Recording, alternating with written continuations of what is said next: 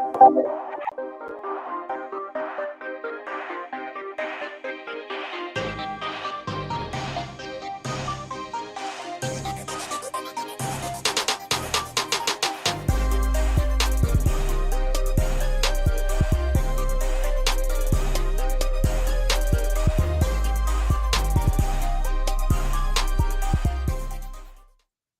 right, it's a Friday, and the hair's out of control. What else is new?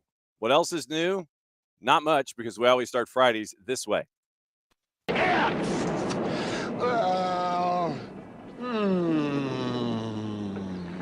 on, man. Go for it, dude. It's Friday! Friday!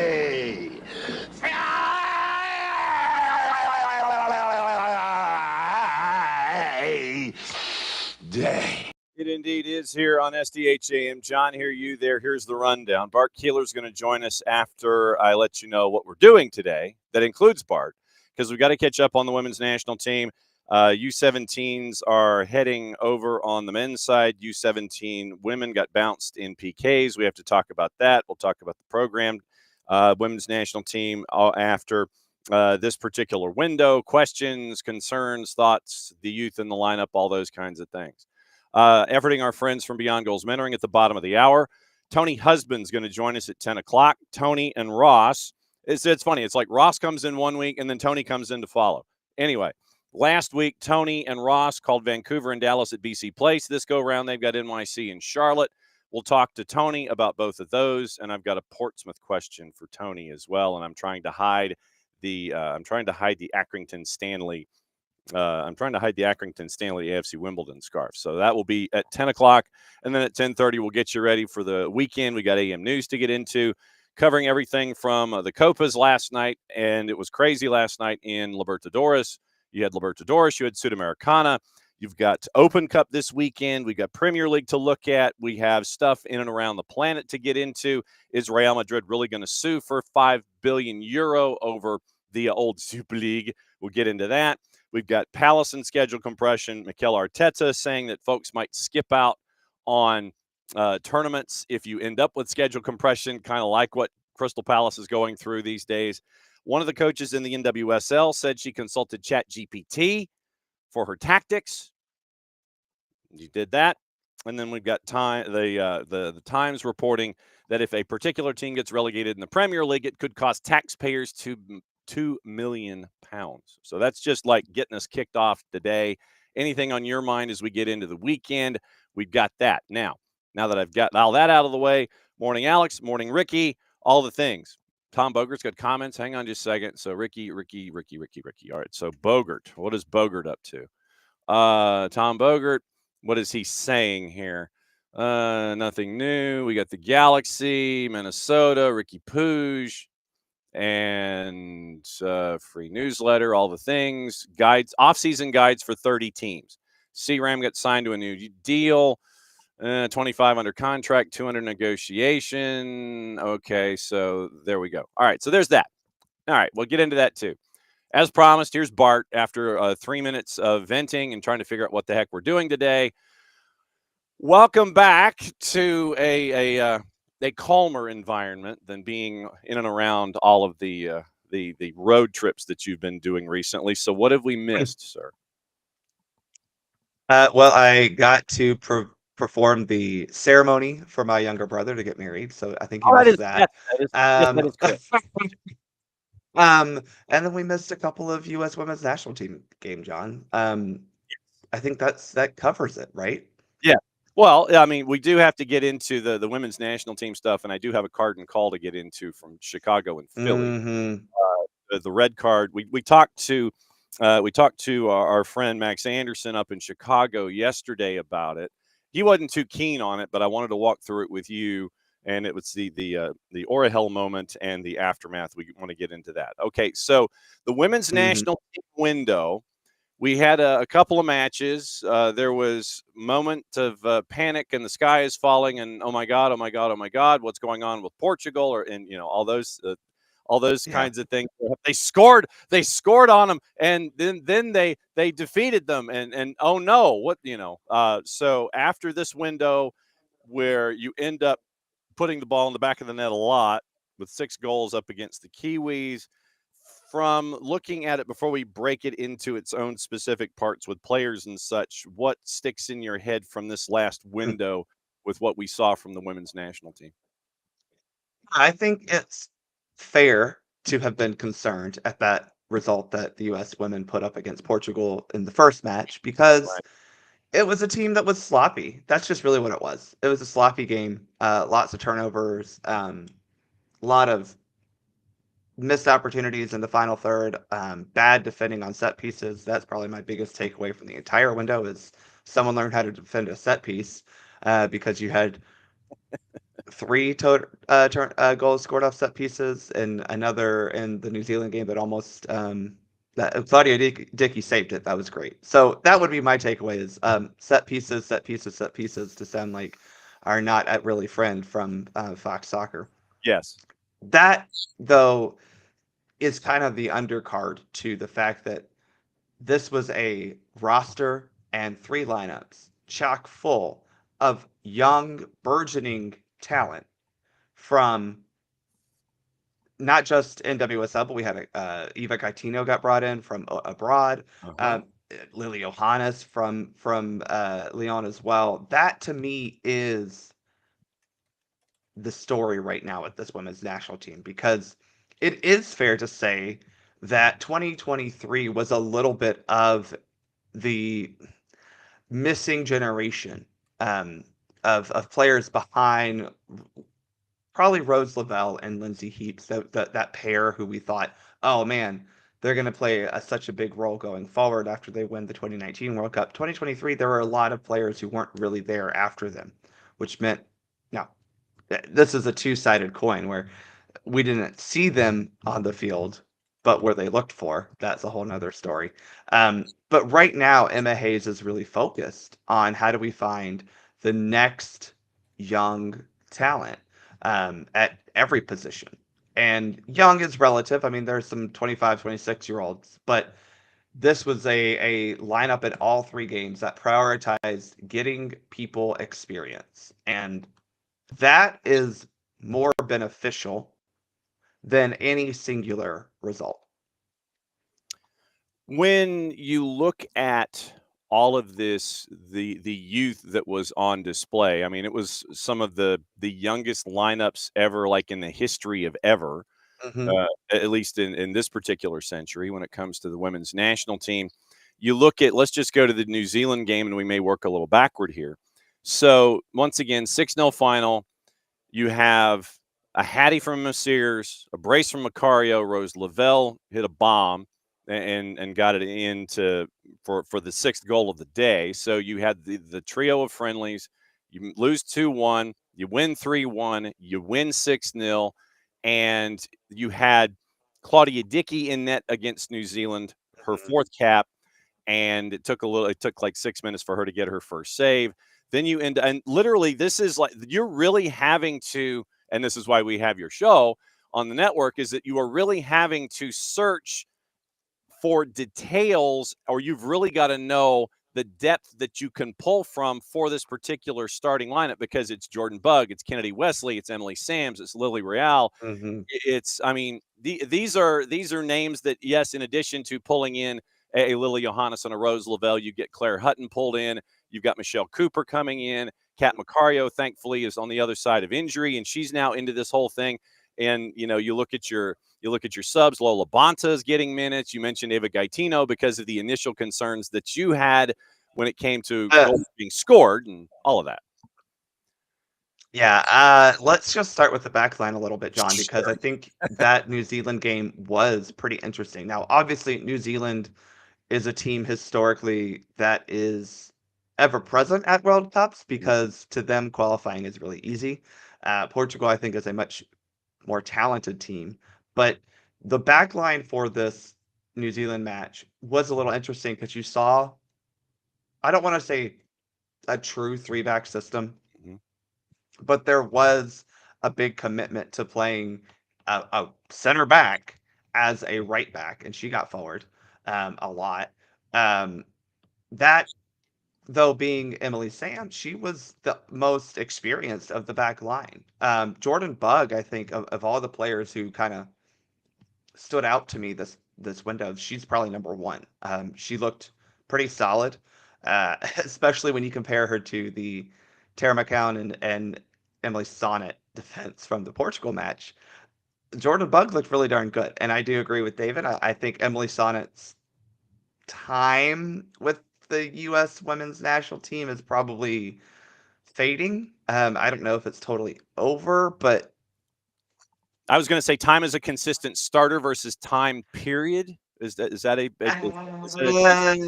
I don't think you want my answer on that one, John, well, because the answer is probably. I'm legitimately just asking. Is there a Uh, delineation, or are so you? I think that there is a delineation, but if you were to ask me, I think it's time with the national team, period. And that's no disrespect to what she's been able to do, but um, Bug looked really good. I think Sam's is a great center back. I think for me, she's the best pairing for Naomi Gurma, who wasn't in this camp, John. Yes. On top of, other younger talent. I mean, it, I don't think it's completely done. Maybe that's harsh. I don't see why she is being forced to start all these games. Now, I'll also say that I don't think Tara is quite up to the level either, which has been a little disappointing. I know she's been a really steady defender in NWSL, but just don't see what she is able to do well at the international level. She's not exactly a supreme passer. She's better than most, but that gets overtaken real quickly when she has to get in any sort of defensive moment, and that's kind of a concern. And so I do think when you look at the first Portugal match, and you had Sonnet and McCown together, they were not a great pairing, and they did not set the team up for success. As you move forward away from that, Jordan Bugg coming in was really, really good. And so for me, Jordan Bugg is the number one winner, if you will, stock up from this window. All right, David's got another couple of other questions. Since he's in the queue, I'll go ahead and rock and roll here. Is Kat Macario a 10 or a 9? Seems to She's a striker. I I think the benefit is you could play her as a 10, but I don't really think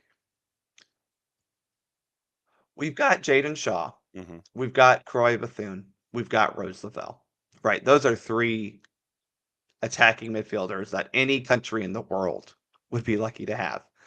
Um, Especially Rose Lavelle, who is a World Cup winner. Mhm. Right. That to me seems to indicate you're pretty set as attacking mids go. But I do think as a center striker, Macario provides a lot that some other players don't necessarily provide. One of those things is hold up playability, right? But also ability to create on her own. Now, she is obviously still getting back into the swing of things, both in club and country, after a very, very long injury layoff. It's good to see her getting consistent minutes on both sides. Um, I do think it's a little concerning we didn't see a great option other than her. I don't think Ali Sitnor is a great central striker.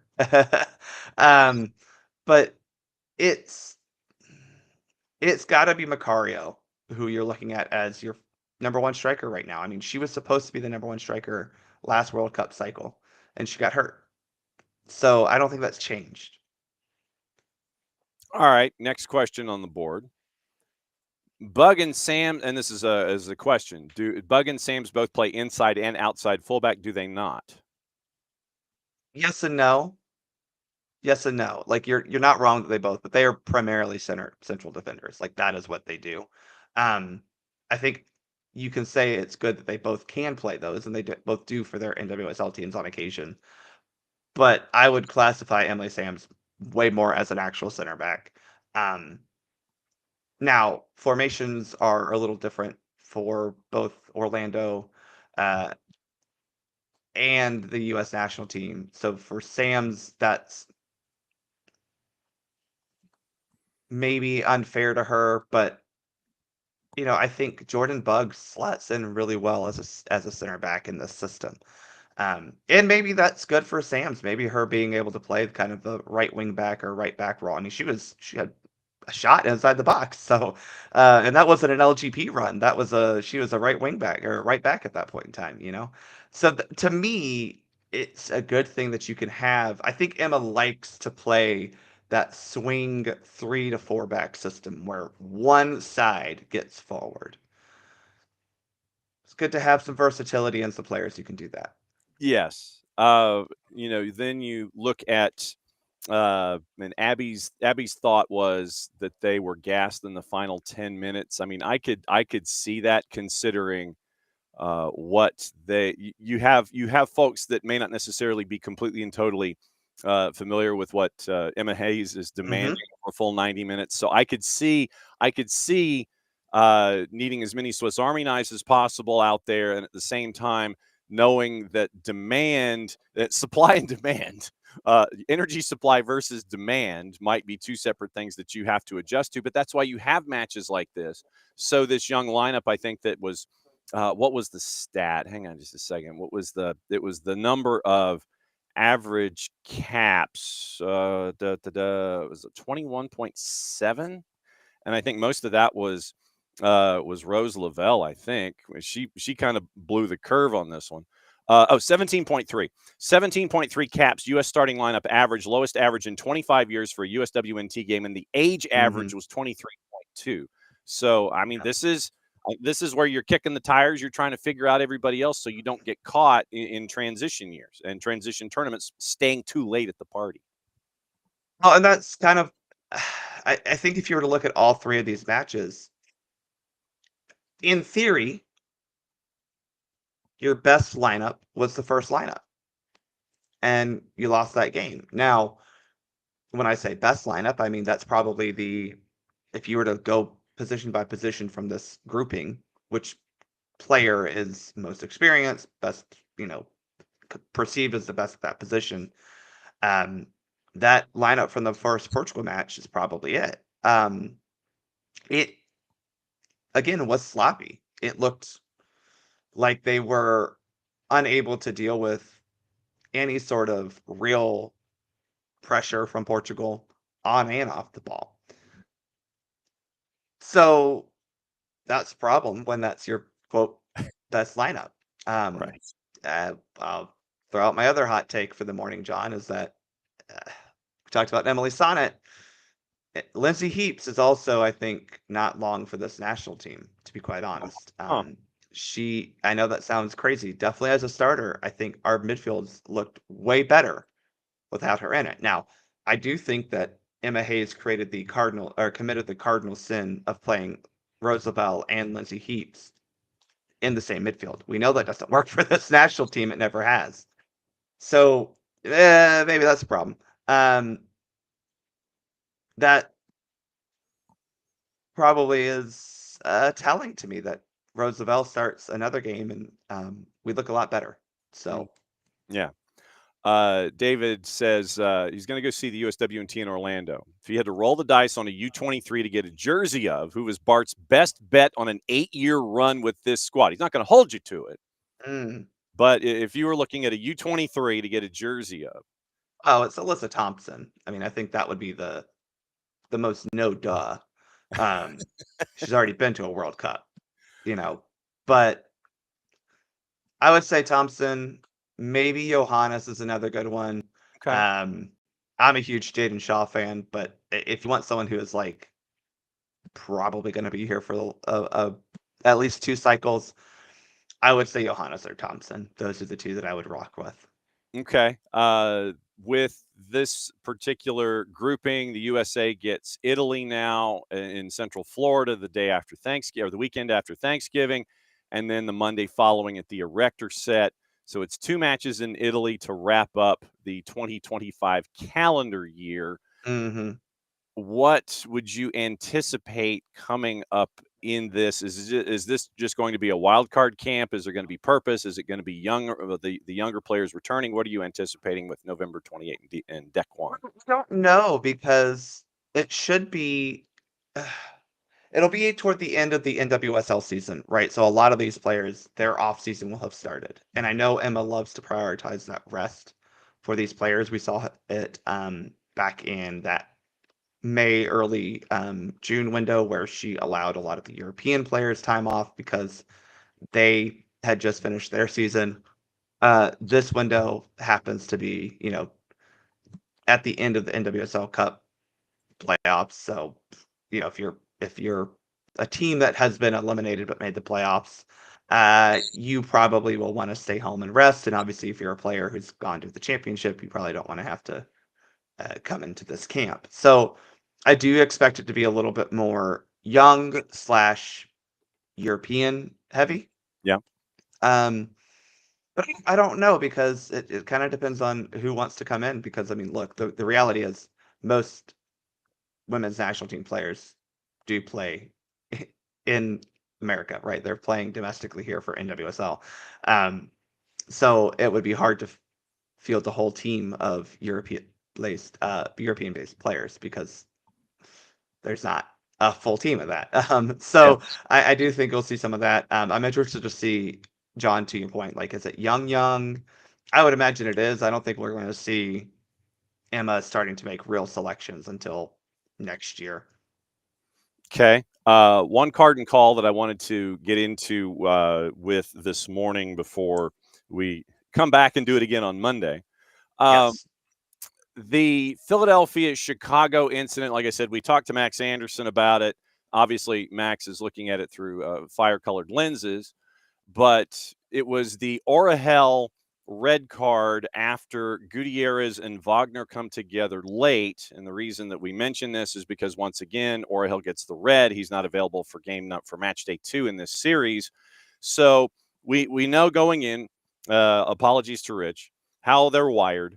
And what Kai Wagner does is that he sticks out his chin, goes like this, and then you've had enough, and you knock him over, and then he does a fantastic job of selling it. So the Gutierrez Wagner incident, then Orahel coming in and plowing Wagner over, and then Wagner adding emphasis. Orahel gets a red, and he's not available for match day 2. Walk through that one for me.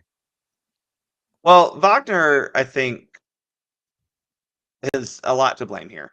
Shockingly, the Philadelphia player is the one who actually is to blame. Oh, yeah. His hands go very high on the body of Brian Gutierrez, who is not a tall person. No. That to me should have probably garnered him something a little bit more serious punishment, to be quite honest. Orahel does what I think any referee would expect, is he comes in to protect his guy. No shock there, in my opinion. But the fact that Wagner doesn't get a yellow card, at least for this, I mean, this happened pretty much right in front of the fourth official, who is very much empowered to provide information to the center official. Probably would have also happened in the line of sight of one of the near side AR, who, again, very empowered to give information to the guy in the center. That to me is a little crazy. Obviously, VAR didn't really see anything worth red card, which is fine, but Yeah. Philadelphia somehow gets away with it, and they're not even low down dirty cheaters, John. They're just a bunch of cheaters, so we know that. So just a That's bunch mean. of But cheaters. There's no low down 30. They're just cheaters. no, they're just a bunch of cheaters. Again, I think it's a little shocking that Wagner did not get a yellow card, at least here. I think that would be an appropriate punishment for putting hands into the chest and neck area of a player with a lot of force. I mean, he comes up, and that is not allowed, John. Not allowed. No, that is not allowed. No. And to that end, maybe Gutierrez probably should have also got a yellow card. I think Orahel, being the only player to come out of this with real discipline, is a little shocking. Look, I'm all for the concept of let players decide the game, but you can't go starting fights. That's not deciding the game. That is outside of the laws of the game. That is outside the spirit of the game. So don't do that. Yes. Last question. Thoughts on Mel Swanson returning from Abby? I got to see her play soccer, Abby. Yeah. Yeah. She's gonna have a baby, and then she's gonna have to play soccer. So she and Sophia Wilson are in the same boat, to be quite honest. We're very happy for them. They're obviously phenomenal soccer players. I expect their return will be a very nice boost for the national team, but at the same time, they got to play soccer first. Yeah. We got to see it. It's a little hard to say when I haven't seen them play soccer since they became pregnant, and probably won't until after they give birth and then come back into their NWSL clubs next year. Yes. What's the latest for SoccerForUSPod? Well, I'm back home, so now I can kind of focus on actually recording a podcast. So next week we'll have some recap of the women's national team plus a little bit of breakdown of this. I don't know if you've read the ESPN article about how U.S. Soccer looks at and decides venues for their matches and everything that goes into it. Okay. It's not required reading, but we'll talk about that as well as what this USWNT requested Yes. For your edification reading. Yeah. There you go. As always, Bart, glad to have you back. Glad that the efficient can now be added to the CV in addition to everything else. What's the mug this week? WVU Reed College of Media, which no longer exists because of funding issues. Yes. But we'll be catching back up with you on Monday, and we'll roll things through, and we'll find out what happened on the weekend. Good to see you, my friend. Good to see y'all. Happy Halloween. There we go. Yes. All right. So now we bring in this guy, and we find out about Halloween, and we find out what in the wide world of sports is going to be happening at the Casa de Parkhurst when it comes to this particular holiday. Cap, is it really? Do we really call it a holiday? Is that what Halloween is? I suppose so, but I don't know. I feel like holidays are usually days off, but I don't know. Yeah. So traditionally, how is the end of October at the Casa de Parkhurst? Nowadays, quiet. Son's going to a playoff football game, high school. Daughter going to a Halloween party with friends. So I'm going to be here handing out candy with the dog. Hanging out. Probably have some Wake Forest soccer on the TV in the background and just chilling. Okay. So have there been years in the past where there have been pets that have been dressed up for the holiday, or have they been put behind walls and fences so they don't jump at every ghoul that knocks on the door and rings the doorbell? The latter. She's very excited to meet everyone. But can be a little intimidating with our 75-pound dog trying to get at you. Yes. So no, she's kept away from the front door. Yes, I definitely can understand that. One other thing before we get into my mentoring questions this week, you and I, sir, have a competition in common tomorrow, and it has to do with the American football. And it is, I believe, your team traveling to my team in Tallahassee, Florida, in a newly renovated stadium where the get-in price is $8 because my football team has not won a conference game since we sued the conference. So, yeah. Oh man. Yeah. Wake football's all right. They've had some decent games here and there, and so who knows. Who knows? Child please, as they say in certain parts of the South. We're a double-digit favorite. I don't buy that for the contents of my wallet and your wallet combined currently. Like, just, whatever's in them, you dump them upside down. I wouldn't take what's in there and send it toward that particular juice box number, considering how we've been awful this year. And, lost to the low down dirty cheaters in South Florida that wear orange. And I can't do anything with that. But anyway, we're a double-digit favorite. I don't buy it. It's going to be a long day. And I will guarantee you, I will send you a DM when you cover. And I will send you a larger DM in all caps if you win to have us go 0-10 in conference play since we sued the conference. So that's what we have to look forward to, sir. Our commiseration this weekend, I figured that you would be heckling me over the phone when this game is being played. Well, I think I should now that I know about it, because I didn't previously know about it. I don't follow college football at all. And tomorrow, I don't even know what time the game is, but I'm assuming that I'll be traveling down to Charleston, South Carolina, for a special event on Sunday. Yes. During the game. Yes, and as our MIT, it is the postseason in USL Championship, and this is also part of what I wanted to discuss with you this morning. What has it been like this year, where there has still been kind of gnashing of teeth and headaches, and the kings of the draw last season weren't necessarily that. This year, you make it in, you're traveling to Charleston. What has this year been like, looking at Rhode Island Football Club and seeing how you guys have made it into the postseason again? Yeah, it's been a challenge. I mean, all year it seems like we haven't quite been what we thought we were going to be this year.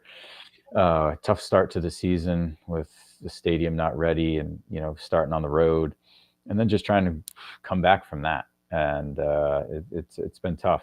So the last month and a half has been much better, and so that got us into the playoffs, which was big time.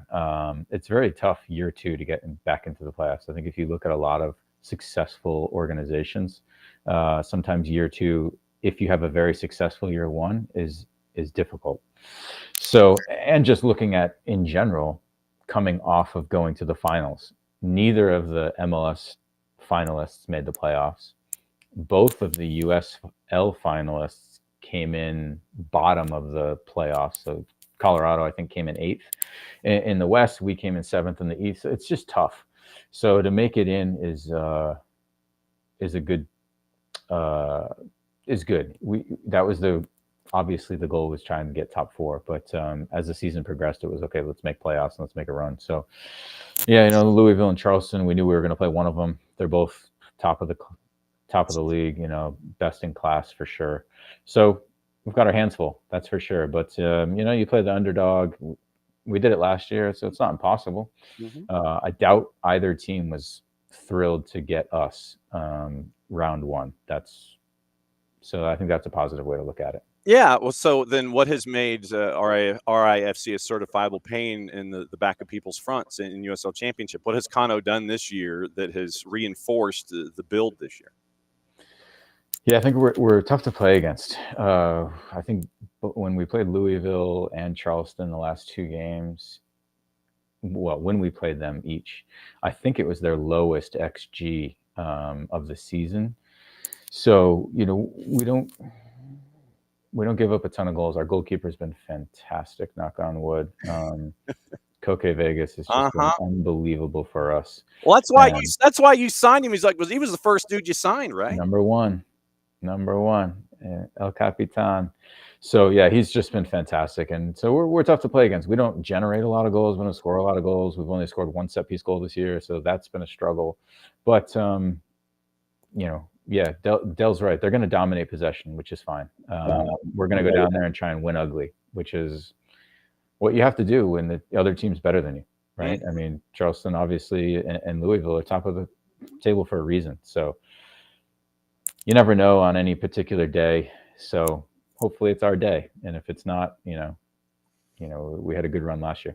Hoping to take that wicked good soccer down there to Charleston to make sure that the Battery have their hands full on the weekend, right? Exactly. Yeah, right there, Pocky. I'm trying. I love the accents. I'm trying. So let me use that as my end point for part of the mentoring conversation that we'll have today. When it comes to, I guess, consistency and growth, when it comes to mentees, are they mutually exclusive, or can you do one without the other, or can one lead into the other? What I mean by that is, if you're consistent, are you growing? And I would imagine if you're growing, you are consistent. But are they, can you separate them, or does one lead into the other the way that you would think? I think that if you're consistent, you are growing. Now, growth doesn't always show equally at all times, right? You can be growing and not seeing that change on the field. And, sometimes it just takes a little bit of time for it to click. We use the analogy of the bamboo tree, right? You plant a bamboo tree, and I think it's 6 years, something like that, where you water this thing, or 6 months. I don't know, one of the two. Stick You somewhere. 6 something. You water it, and you don't see anything, and you don't think it's growing. You don't think anything's happening. But what's going on is underneath the soil, it's spreading and it's getting huge down there. And then all of a sudden, very, very quickly, once it just starts to grow, off it goes. And so, if you're being consistent, that growth is occurring, even if maybe you're not getting the results from that growth that you want right away. When now is that a generational thing? I guess when the level of patience, were folks in your generation more patient, just as impatient as your mentees today? Are mentees today just, it's like, I know that they believe in immediacy and instant gratification and things like that. So where is today's mentee when it comes to the level of patience, when it comes to growth? When you sit there, we can tell folks all day long, hey, look, you're doing great. Your game is growing. You're growing as a person out there on the pitch. It's coming. But are mentees naturally patient these days, or are they like, nah, man, let's go. I want it to be here, but even though it's not something that you can control, how patient are mentees today? Yeah, it's tough for them, with social media and the comparing. It was much more difficult for us to compare when we were younger, right? You could only compare yourself to who you saw right in front of you, versus now you can compare yourself to any kid on social media. And so, yeah, that's tough. And so when putting in the work is tough, putting in the work and not getting that instant gratification is even tougher.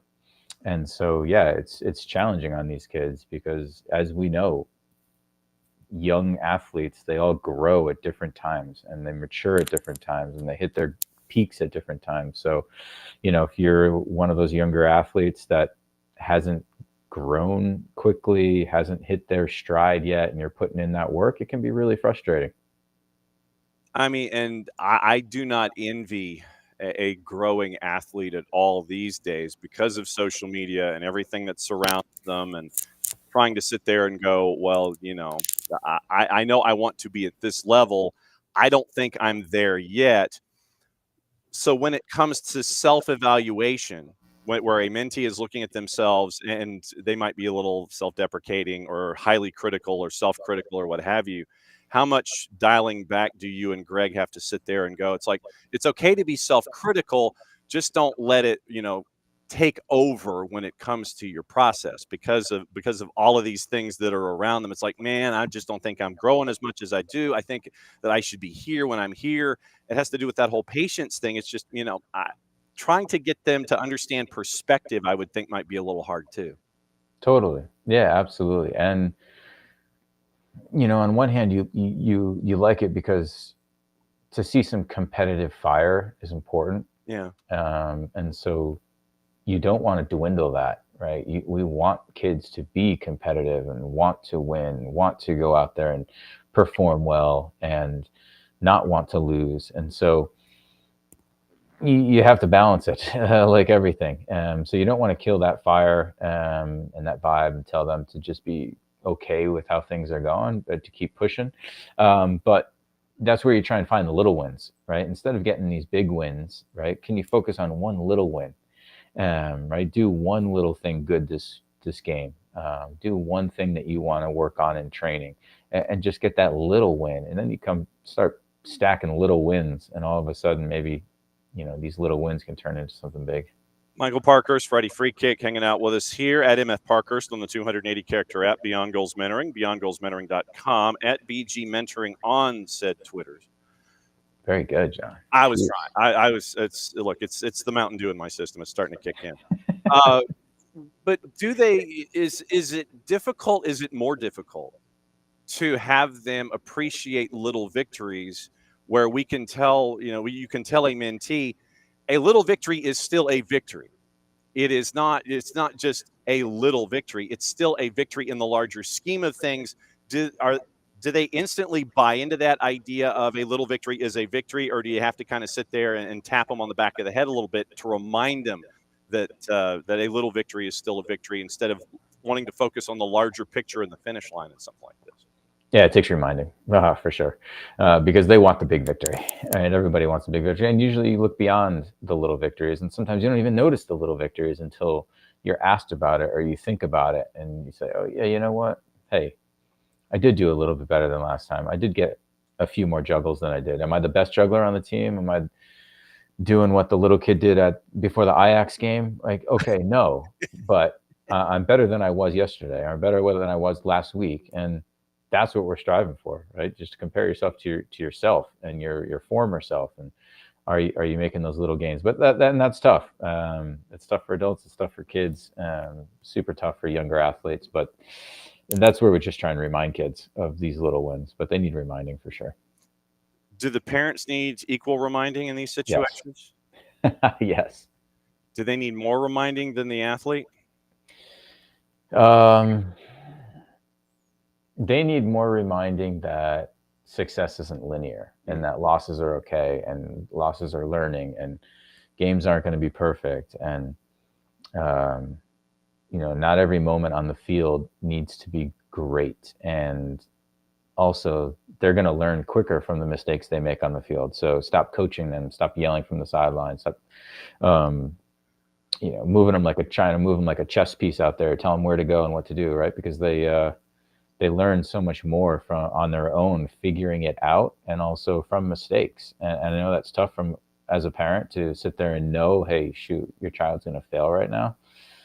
But, it's a little bit easier when they're like 8, 9, 10, 11, and these games don't mean as much than the experience and growing from them. But it's tough for the parents for sure. But come on, every game is important, Cap. Even if you're 8 and it's there's no points on the line, there's no standings, there's no trophy. Every game's important. You've got to have instant results each and every single time. I mean, that's got to drive people crazy, where the parents are still having to be reminded about perspective in this day and age. Yeah, totally. It is, and yeah, it's one of the reasons I don't miss the youth soccer sideline at all. I don't. And yeah. If you could, and I can see and sense your exasperation here. If you could construct the perfect Beyond Goals mentoring, mentor-based youth program initiative to where, yes, the games matter, but you're learning at the same time, how would you construct that idea of, okay, the Beyond Goals Mentoring Youth League, you will learn this, you will learn this, you will do this, and you'll be in a hermetically sealed booth where it is soundproofed and you can't hear anything going on the outside. The second you step through that glass door and the door closes, you can't hear anything. You get to focus on yourself. Does it include a hermetically sealed booth where you can't hear anything from the outside? No parents yelling, no hoof it or anything like that. No, you're out of place, no hitch up your socks and cover your shin guards or anything like that. How would you construct the best learning environment on the field possible? What would that include? Man, tough question, John. I don't know. I think it's important for athletes to figure out how to block out noise. So as much as it is annoying and not constructive for parents to be yelling on the sidelines, and sometimes detrimental, no doubt about it. Yeah. It's also a skill for players to figure out how to block that out and not listen to it, and turn that into just background noise and focus on the communication out on the field. So if you put kids in a perfect little embryo in a perfect little box, right, when they get out there in the real world, they're likely to fail. Mm-hmm. So it wouldn't include that. But it would include for sure having conversations with the parents. And John, we just, breaking news here for BGN. We just signed our first deal with a youth soccer club, and it's going to be exclusive in the Atlanta area because they're the only ones that wanted to and took the jump. So Inter Atlanta, we are going to work with them, and we are going to do a parent orientation in the fall here soon, and then one in the spring as well. And it's definitely something that we're going to talk about. I've never been on an Inter-Atlanta sideline at all. Don't know how the parents act, but I'm just going to assume that it's similar to most others. And so that's definitely one thing that we're going to talk about, because if you can start to change one little sideline at a time, right, you hope that it has an effect elsewhere. So it's definitely something that no one's blind to it. Everybody gets it, right? But it's also become like a joke on social media a little bit, right? Where I've seen things about like, oh, this is the parent freaking out on the sideline of a sports game. Isn't that funny? No. Even though they know that why they think it's funny is because they know it's them. They know that they do it. And I get a laugh out of it too, but some of them. But the little kids out on the field getting yelled at by mom and dad aren't getting a laugh out of it. No. And when I've got like 19 different questions. How far back did these conversations go with Inter-Atlanta, and how did you ultimately decide about this next stage when it comes to these kinds of orientation? Yeah, we've been talking to them. Initial conversations were probably a couple of years ago. Yeah. But things change, and different people become involved and whatnot. It for sure helps that Greg and his kids are now with the club, so he's there often.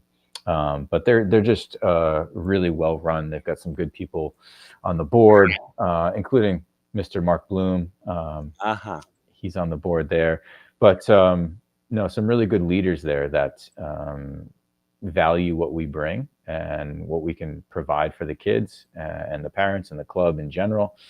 So we've been since probably August really trying to nail something down. We finally got it nailed down. So now now we'll start working with all the teams over there. Okay, so when you get closer to those dates, obviously let us know about those things, and we may parachute over and sit there and do a story on it for SDH. But I would think that doing something like that, being a tremendous positive, you would hope that parents would listen, because if it's coming from an authority figure, you, Greg, Mark, they know that the professional athlete side of things. Okay, so this is serious. I have a professional athlete talking to me about this kind of stuff. I need to listen instead of just hearing it from another parent or someone who's in a hierarchy someplace that doesn't have that added attachment to it. I'm hoping that this blossoms into something that covers like 19 planets and 4 solar systems, which you guys get to do. But I'm hoping that this kind of snowballs into an idea of, okay, here's what they're talking about. Listen to this because it's important, and stop the laughing on social media because there's a parent who's out of control, those kinds of things. I'm looking forward to this. I mean, and I would imagine obviously that the two of you are too. What are you most looking forward to with this particular idea? There's a bunch of different parts to it. Yeah. I think that working with the players, working with the teams, will be really fun. I think doing some video sessions with some of the teams will be fun. I think working with the parents will be interesting to see how it goes, what their questions are, how we can help them, not just with us trying to help with behavior on the sideline, but how can we help them and in turn them helping their children. Yeah. Right. What questions do they have about their journey? So all of that, we will work with a few individuals who need more help than the rest, that can get the help through just the team setting. Mm-hmm. So there's a bunch of different aspects to it. So we're excited. It's going to be a lot of work, but we're excited for it. What is, when you have conversations with the parents of mentees, is there one question that they ask you more than any other as a parent? Is there one question they sit there and that you keep hearing over and over again? Yeah, well, I'm hearing a lot of college questions now, but I think just in general, as far as youth stuff, is more how much is too much is a big question, right? Do I need a personal trainer? Does he need to go to extra trainings.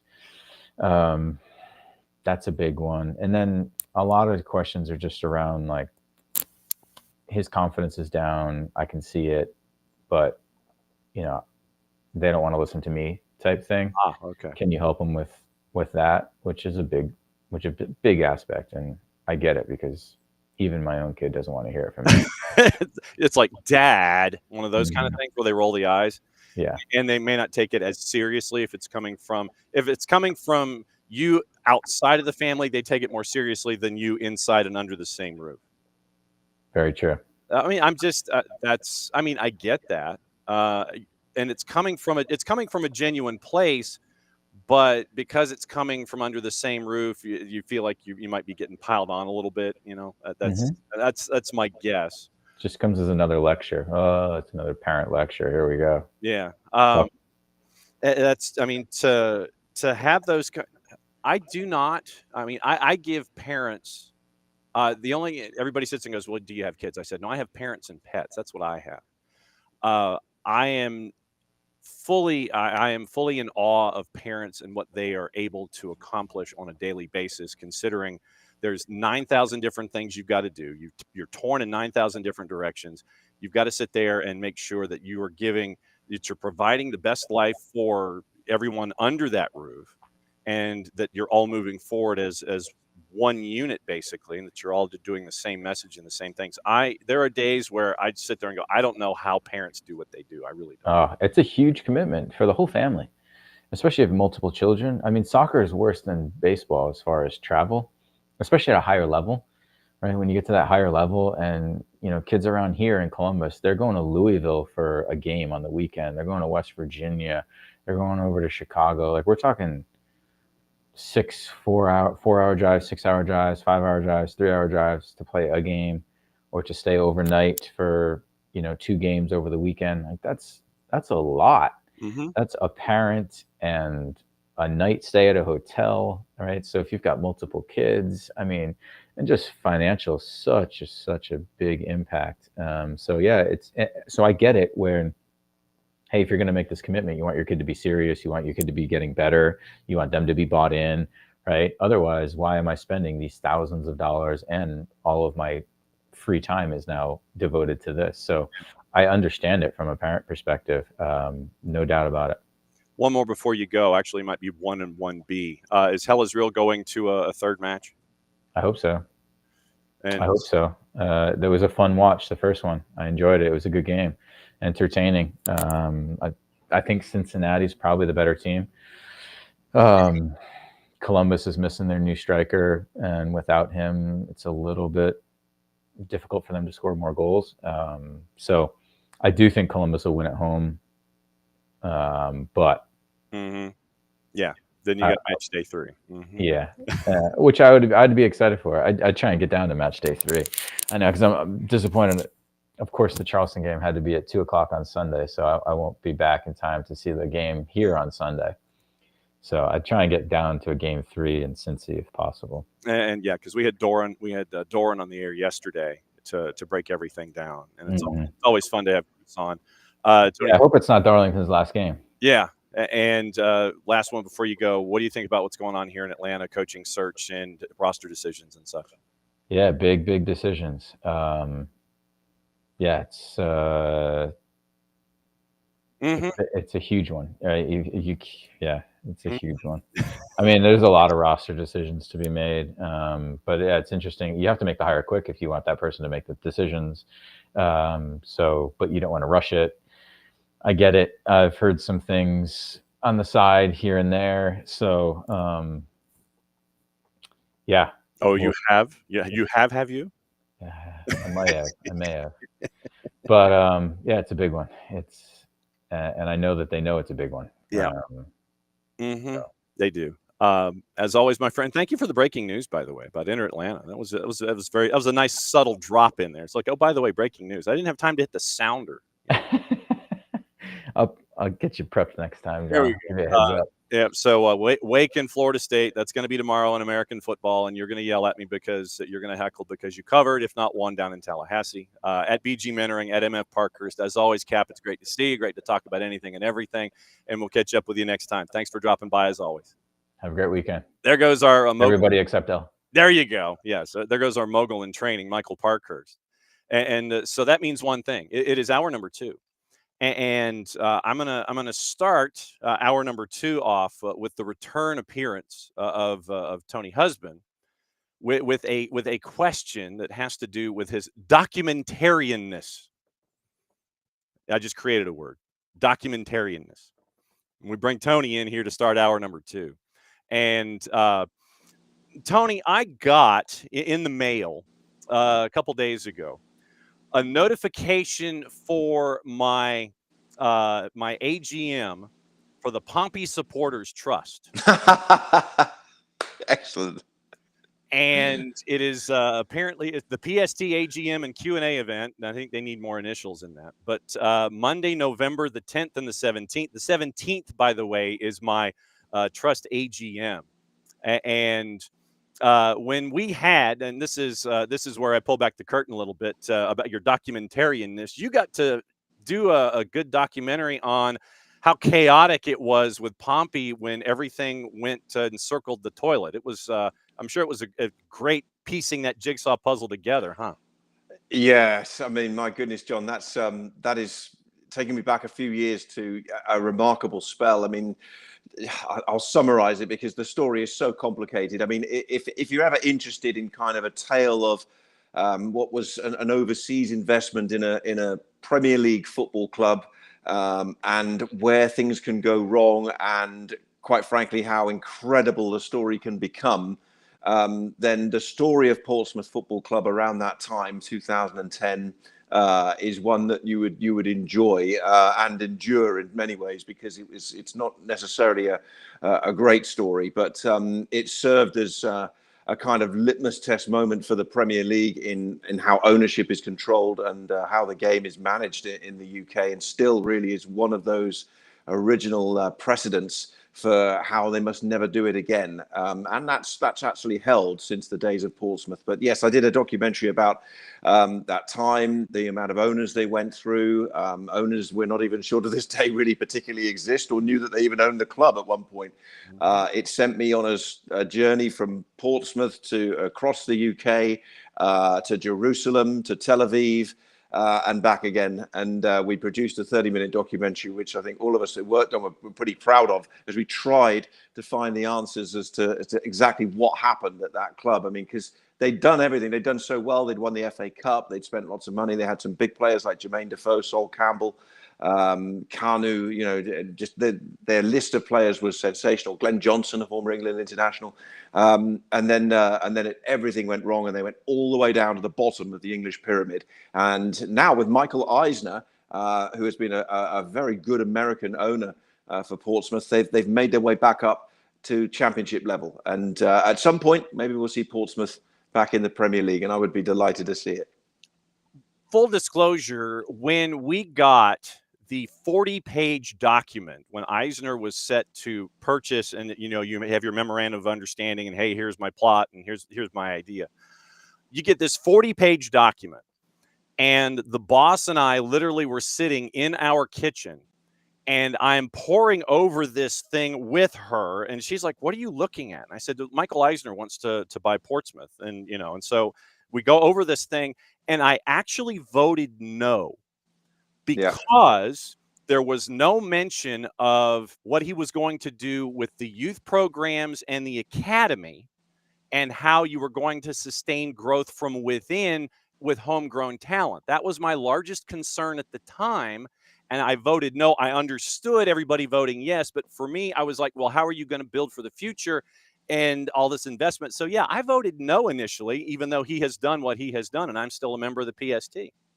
Yeah, that's right. And lots of people I know did vote no. I can actually remember I was at the meeting. The media were allowed into a chunk of the meeting, as I recall, outside Portsmouth Guildhall. And Michael Eisner came on the stage and did this presentation, and he told a story just about, you know, building a company and building success and everything. And at the end of it, I'm pretty sure he plastered Walt Disney under the screen, and because of course his connections were all with the Disney company, and I think we're then asked to leave for the section of the meeting that involved the Portsmouth Supporters Trust actually then deliberating and voting on whether they wanted to go with it. I mean, Eisner was quite clear; he didn't want to overpromise. And so by not over-promising, he was pretty blunt about what he would put in and what he wouldn't do. And I think his ownership has shown that, because this has not been some blank check to the Premier League.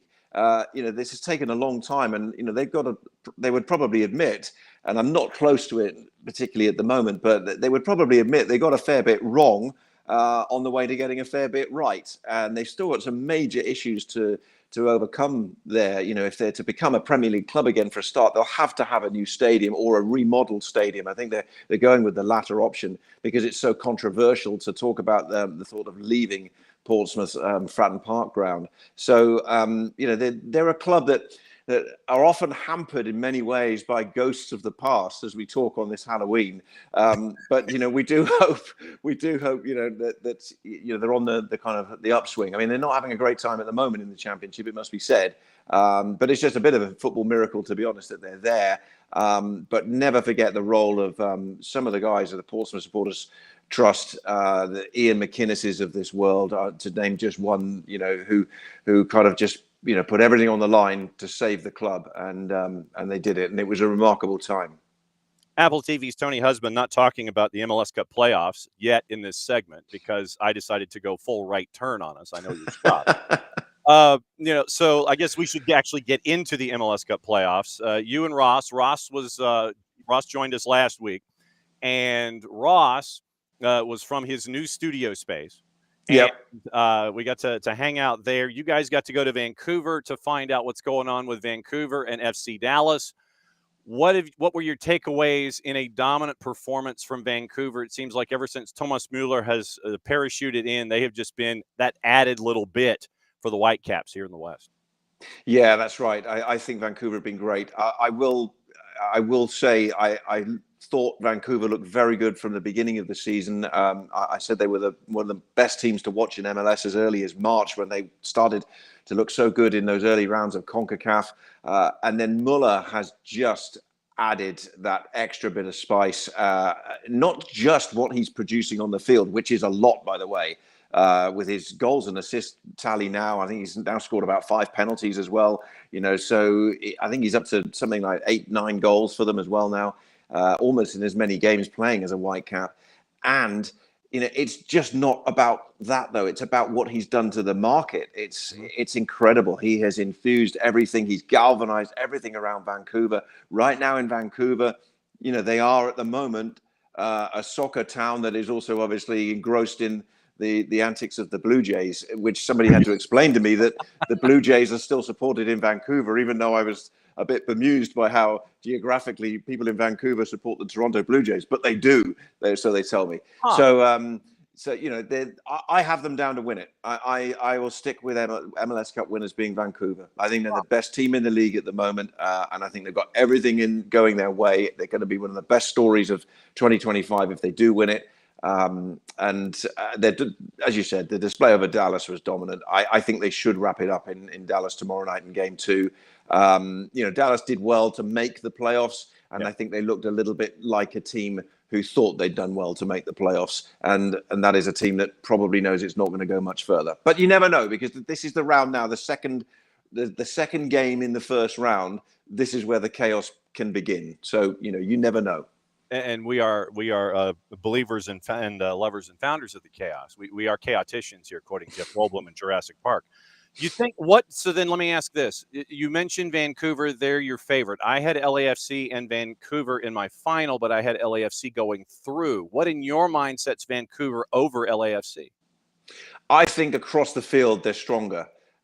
There's obviously no doubting that what LAFC have got up top in Son and Bohanga, who've obviously come together to forge a tremendous partnership. But I think that Vancouver can do more and hurt you more in more different ways. They can beat you direct. They can beat you by passing it through you. They're better on the flanks. They've got better men through the center, potentially in attacking positions when other players can join the attack. I just like them more. I watched LAFC the other night, and again, it was a game one, and they did the job. They had to win. I wasn't overly impressed with their win over Austin, though, to be honest. And I do feel that they're reliant on what is their great strength. They can sit in a block. They're playing 5 across the back effectively at the moment, and they've got 2 tremendous players, of course, who in transition can hurt any team, and that could get LA a long way, and it could get them past Vancouver. But if you ask me, if you look at the 1 to 11 of both teams and line them up right now, I would take Vancouver over LA, but it would be a close game. What about the rest of the West? Are you anticipating, since we're here, are you anticipating fairly chalky behavior in the West as we go forward? Yeah, I mean, I think I see Seattle beating Minnesota in game 2. I thought that was a pretty close. There wasn't much in that game. Have you ever seen more posts and crossbars hit in a PK situation? Well, that's a good question. Not too often. I've seen probably not as many times we've seen woodwork, but certainly missed. We've seen a few missed penalties. I'm doing the Charlotte-New York game tomorrow, and my word, Charlotte, was struggling to hit penalties last season. But no, I mean, I think that was a pretty close game. It was a pretty ugly game at times, that first Minnesota-Seattle game. I can see Seattle comfortably getting back into that series and winning in game 2 and then setting up a really good game 3. Portland-San Diego is interesting. Portland looked dead and buried on the final day of the regular season. They kind of fell into the wild card game, and then out of nothing, they produced a pretty good display to beat RSL. I didn't see the whole of the game down in San Diego, so I'm going off highlights, but obviously looked a closer game than the one on decision day. But San Diego go to Providence Park, having won there convincingly recently. And they will be confident, I think, of doing so again. So that'll be interesting to see how that one pans out as well. And LA, I think when they come up against Austin again, I think they have the advantage. I don't rule out that going to a game 3 and LA having to get it done at BMO, but I think they will come through that series. Then now the actual reason that we have you here, now that we are in the second half with our catch up with Tony Husband, is Charlotte and NYC. No Zaha, and it definitely hurt. That is not me honking my horn, by the way. No Zaha, it hurt. How much did it hurt? I mean, it seemed like Charlotte could not get anything going offensively in this particular matchup, and it came down to a moment from a player from NYC who is really in rhythm right now, and they get the win on the road at the bank, and they're in control for game 2. They are. With Zaha out, I think a lot of people wondered whether this could be the game of the first game series that could spring something of a surprise, where the team with the home advantage maybe could slip up. And so it absolutely proved to be the case. I mean, if Zaha had been available, I think most people would have backed Charlotte, one of the best home teams in this league, to continue that run and take game 1. But without him, they stunk for about half an hour, really. They didn't do much at all. And NYC took advantage of it. Tactically, they played it really well. I thought Pascal Janssen did a great job with the way he lined his team up. Justin Hack playing in a kind of back 4 and then evolving into a midfielder, adding an extra player into the middle of the park, outnumbering Charlotte in key areas. That helped. And there was just no spark, really, from Charlotte. And I was a bit surprised because Dean Smith said after the game, he felt that his team didn't really cope terribly well with kind of the pressure of it being, a home playoff game. And I mean, there's veteran experience right across that team. So I don't quite know how they could not cope with that. But clearly missing Zaha was a big issue. Abada, who came in, unfortunately looked woefully out of touch and out of form, like a player, I guess, who hasn't had that many minutes recently would be. So, they'll bring Zaha back. Whether they'll change much more, I'm not sure that they will. But you can't rule them out. And the key difference perhaps for this game is Wilfred Zaha fouled 125 times in the Major League Soccer season. And on a tight, confined field at Yankee Stadium, I just wonder whether one of those inevitable fouls he's going to get in and around the 18-yard box is going to lead to a set piece. And a set piece kind of moment could be the kind of thing that can get Charlotte back into this series. I'll go ahead and I'll say I'll put air quotes up and go 18-yard box in air quotes. I'll go ahead and do it that way. I remember Peter Vermes measured it once, and And he came up with the actual measurements. I can't remember what they are off the top of my head, but it was not what we traditionally have. It's tight. Let's put it that way. There. Yes, it is tight. And when you look at Charlotte in this particular instance, how much of an absence is Pep Biel not being around? Well, he's turned out to be massive. I mean, this is a player who I think, last year had a role, but was not. I don't think that he was quite as important as he's been this year. He was producing. Let's not forget, if we go back to kind of, March, April time, people were talking about Biel's form and contribution as being at an MVP level in this league. He's been hampered twice now by injury this season. They definitely lose something when he's not there. He's got a beautiful touch, a beautiful way of threading midfield into attack. His goals and assist ratio was very good when he was fully fit. And it also meant that everybody looked at Charlotte and wasn't just saying, well, it's just Zaha. Now I feel like we are a little bit falling into the trap of looking at Charlotte and basically pinning everything on Zaha to be the difference maker. And I mean, he's had a good year, Wilfred, in amongst some, continual questions that he seems to have to answer about whether he looks grumpy and his attitude. And, there was the red card on the final day of the season, which, was an absolute, what a blow for them, for him to get that red card on that final day of the season, to then miss the first game. I mean, that could ultimately play a significant role in where their season's destiny ends. But, you don't want to pin too much on one player. But so the absence of Biel, for me, has been pretty big for them. I found it. Peter, when he measured the turf up at Yankee Stadium, he said it was 68 by 106. So that was what Peter Vermes said when he actually walked it off that one time. So the Peter Vermes legend had it at 68 by 106. Yeah. Maybe, we'll have to check Peter's pacings, because I'm sure they say it's got up to 70, don't they? Yes, 70. Well, I mean, it's north of 65, so you round up and go 70. So it's like you go past halfway, you round up. When you are calling a match in a basically, as I phrased it one time, I said it's like fighter jets and a washer dryer. When you're calling a match that is almost like pinball, how much of a challenge is it to convey the message of what's going on, not get lost in all of the back and forth and the pinballs and the volleys and everything? How challenging is it in a space like Yankee Stadium to call a match at Yankee Stadium? I think when any game, whether it's in Yankee Stadium or elsewhere, when a lot happens and as you say, a lot is pinballing back and forth, I think in my role as a commentator, I would always say, look, you're a television commentator, so people can see this. So you don't need to say every single person who's touching the ball, particularly if possession is constantly going back and forth and it's scrappy or whatever. Sometimes less is more, and the viewer can watch this. If you're doing it for the radio, it's probably more of a challenge. You're going to be churning out those minutes or words per minute, at a heck of a rate. But no, I think that would be always the attitude I would take towards it. You're there to comment and provide the extra words to add to what people are seeing. If it's all just crazy stuff, it's like whenever there's a melee in a game, I just tend to actually do what the referees do. I step to one side, let's just let it unravel. It'll soon calm down, and then we can talk about it.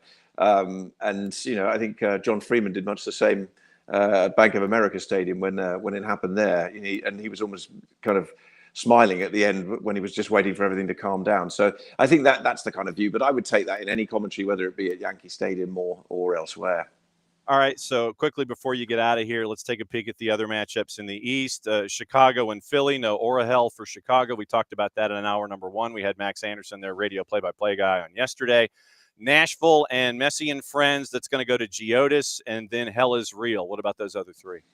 I think Columbus can take it to game 3 against Cincinnati. I think that's got the makings of an epic series. I think Columbus have got better recently, but they're clearly, you just think what this team could be if either Abu Ali perhaps had been fit, but you just think if Cucho was still there, what Columbus would look like right now if they had that clinical cutting edge. Because for me, that's really obviously what they're missing. They've got so many of the same parts that have done so well for them, but they just don't look as likely to score goals. That will be a problem, but I think they've got enough to get to a game 3.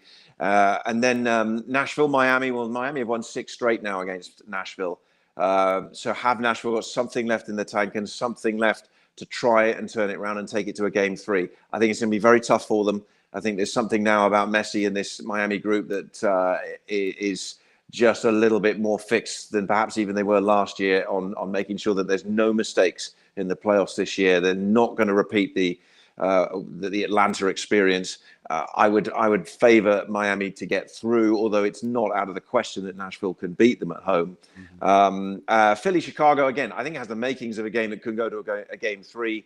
But Greg Berhalter, has got some selection challenges as well. So I think, it's a really interesting weekend of games because there's an argument for saying several of these matches can be wrapped up in 2.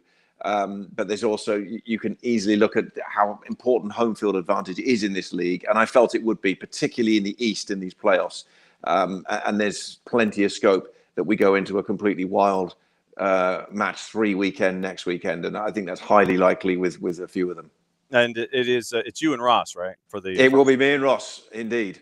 All right. So if my math is correct, 342 kick. It's the 68 by 106. Is that accurate, sir? That is absolutely spot on. 342, the first of I think it's 4 games we have tomorrow. So it's a great day to stick on your television and you can just roll from one piece of drama into the next. And the multi-screen experience at 9:30 with Portland, San Diego, and Dallas and Vancouver. That's right. As always, my friend, it's great to talk to you. Great to see you. Can't wait to hear the call with you and Ross on the weekend for NYC and Charlotte. You know that you know where the key is under the mat. You know where the garage door opener is. You know you can crash at any time. Thank you very much, John. And to return to the very beginning of our conversation, the apt way to finish it, I think, will have to be to say, play up Pompey. Atta boy. That's the man right there. And we will keep an eye on that as well. The AGM, my all hands on deck meeting is coming up in 18 days. Be safe, my friend. Safe travels. We'll catch up with you soon. Take care. All right. Tony Husband from AppleTV. That's always fun. And literally when you sit there and it's like, okay, so what can I talk to Tony about outside of everything else? And then when I saw that he had done the documentary on Portsmouth and the sale, I'm like, ooh, let's go there. So speaking of going places, let's catch up with our Madison Cruz on the 1s and 2s because it is 10:22, and therefore, since it is the 1s and 2s, we bring in Maddie on a Friday. So what's up with Maddie on a Friday? Doing interviews. Oh, a whole bunch of interviews. What are we interviewing for here? Since we are around the corner from everywhere, Yes, the Gwinnett getting ready as things get set there, and big news out of Georgia Gwinnett too. Both the men's and women dropped this morning. Both the men's and the women's are selected as the top seed in the CAC soccer championship, and they're also hosting as well, both men's and women's. So pretty cool stuff. Okay, so the Grizz. So is everything's going to be up at the home of the Grizz up there off of 316 this weekend? Up in Lawrenceville. Not this weekend. Next weekend. Next weekend. Okay, cool. Yes. So keep an eye out for the GGC Grizz review and the Grizz report and all of the Grizz updates that we do as we get you ready for everything going on in the postseason now. As conferences are kind of winding down in college and getting ready for all the activity there. Where have you been recently in the colleges? What have you been calling recently? Everybody? Yeah, a lot. A lot of them. I've been on Georgia Gwinnett has been the biggest one this season for sure. Mercer's been a couple. I've done a couple Clayton State. I'm trying to go through Oglethorpe, done a couple doubleheaders there. KSU women's, and then Georgia State men's and women's, which another big one, me and Jason will be on the call next week on Tuesday. And that's a big one, is Georgia State hosting Georgia Southern. Ooh, State and Southern. So yeah, it could be, and also it could have clear implications for tournament stuff too, especially with hosting and seating and how that rolls as well. So fun stuff. Yes. So keep an eye out for everything there. And Red Clay Soccer Report, powered by our friends at Nofo Brewing, will be our lightning round and get you ready for everything here in the last weekend of this activity, getting you ready for conference tournaments as everybody's easing in and easing out. So let me see if I've got all my conferences right that we try to cover on a weekly basis on Red Clay. The Sun, the Peach Belt, the SoCon, the Appalachian, the Sun Belt, the Gulf South, the SAA, and the Southern States, and then we have what's going on in the CAC with Georgia Gwinnett. I think that's it. Did I get everybody? I think you did. That's crazy. The fact that there's like 10 or 11 different conferences that are impacted here in the state of Georgia, and we always like to do a lightning round with that on Red Clay Soccer Report. The roots this week will be a trip to Prague, Czechoslovakia, where we get to catch up with the Prague Raptors, and how reaching out on LinkedIn gets you plugged in and get you to have conversations with folks on this side of the Atlantic. So that's what you can listen to on Sunday. We got playoffs this weekend in Major League Soccer. I don't know, Maddie, if you've heard of these, that we have postseason here in Major League. I know, strange. We're now heading into match day 2s, and I wanted to get your thoughts on all of the matchups in the MLS playoffs. So where are you tomorrow? Tomorrow, Academy. Okay. So where are you by 3:30 tomorrow afternoon? My apartment, hopefully. Okay, because at that point, we had Tony Husband on before you came in here on Friday. Tony and Ross, they're going to be calling NYC and Charlotte. Last time out, NYC went to the bank, got the win, 1-0 lead in the series.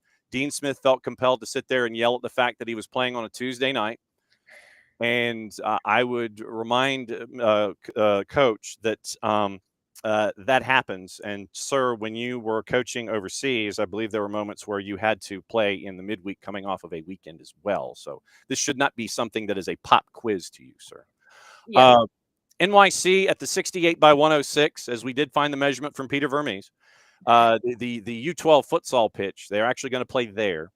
When you look at this one, let me get the juice boxes here, and I will let you know what the juice boxes are here for game number 2. I know it's nice since I missed soccer over there. I now actually get to be part of the juice boxes. Yeah, so I mean that's kind of how we're wired here. You know, we got to catch everybody up on everything before the weekend starts. So my coffee's cold. I'm sad.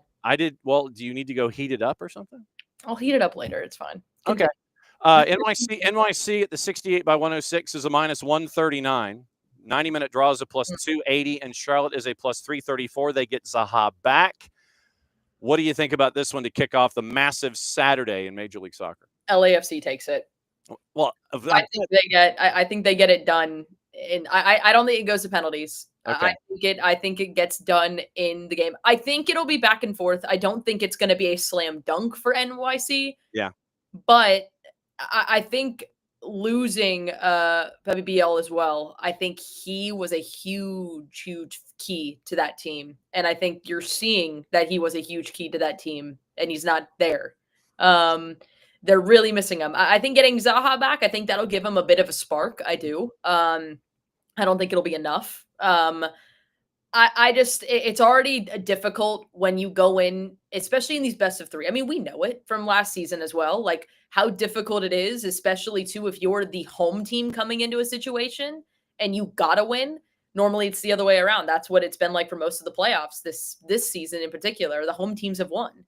So now they're kind of coming into game 2. They're like, yeah, we want to get it done in 2 games, but we also know that we have the advantage going back home in game 3. Charlotte now doesn't have that. Charlotte has to win this game against NYC in order to even make it a 3. They have to do it to either go back to Bank of America. And from what I saw against NYC, they were clearly the better team. They were getting more opportunities. They were more on the ball. They were finding those moments. They were being a threat. And Charlotte kind of took a back seat a little bit. I didn't think that they came out the way that they normally have. And that could change with Zaha. That totally could. But I do think that NYC gets it done because that is a very difficult place to play. And I think NYC gets it done. Rubiel Vasquez is the man in the middle. Kyle Atkins, Kevin Klinger are your ARs. Sergi Boyko, our man Serge, is the 4th. Carol Ann Chenard and Tom Supple are upstairs. 5:30, which translates into a 5:42 Eastern time kick. Chicago and Philly, no Orahel. And, I'm sure that Chicago would have liked to have put Philly in Orahel if he was going to be able to play here in match day 2. John Freeman in the middle, Corey Rockwell, Adam Garner, your ARs. Chris Penso is your fourth. Fotis Bazakos and TJ Zablocki are upstairs. Chicago favored on the plus side at a plus 110. 90-minute draws a plus 265. The Union on the road are a plus 208. What say you? This one's hard. Oh my God, this one's how hard is it? It's difficult, especially with Ojeda like being out with the red card.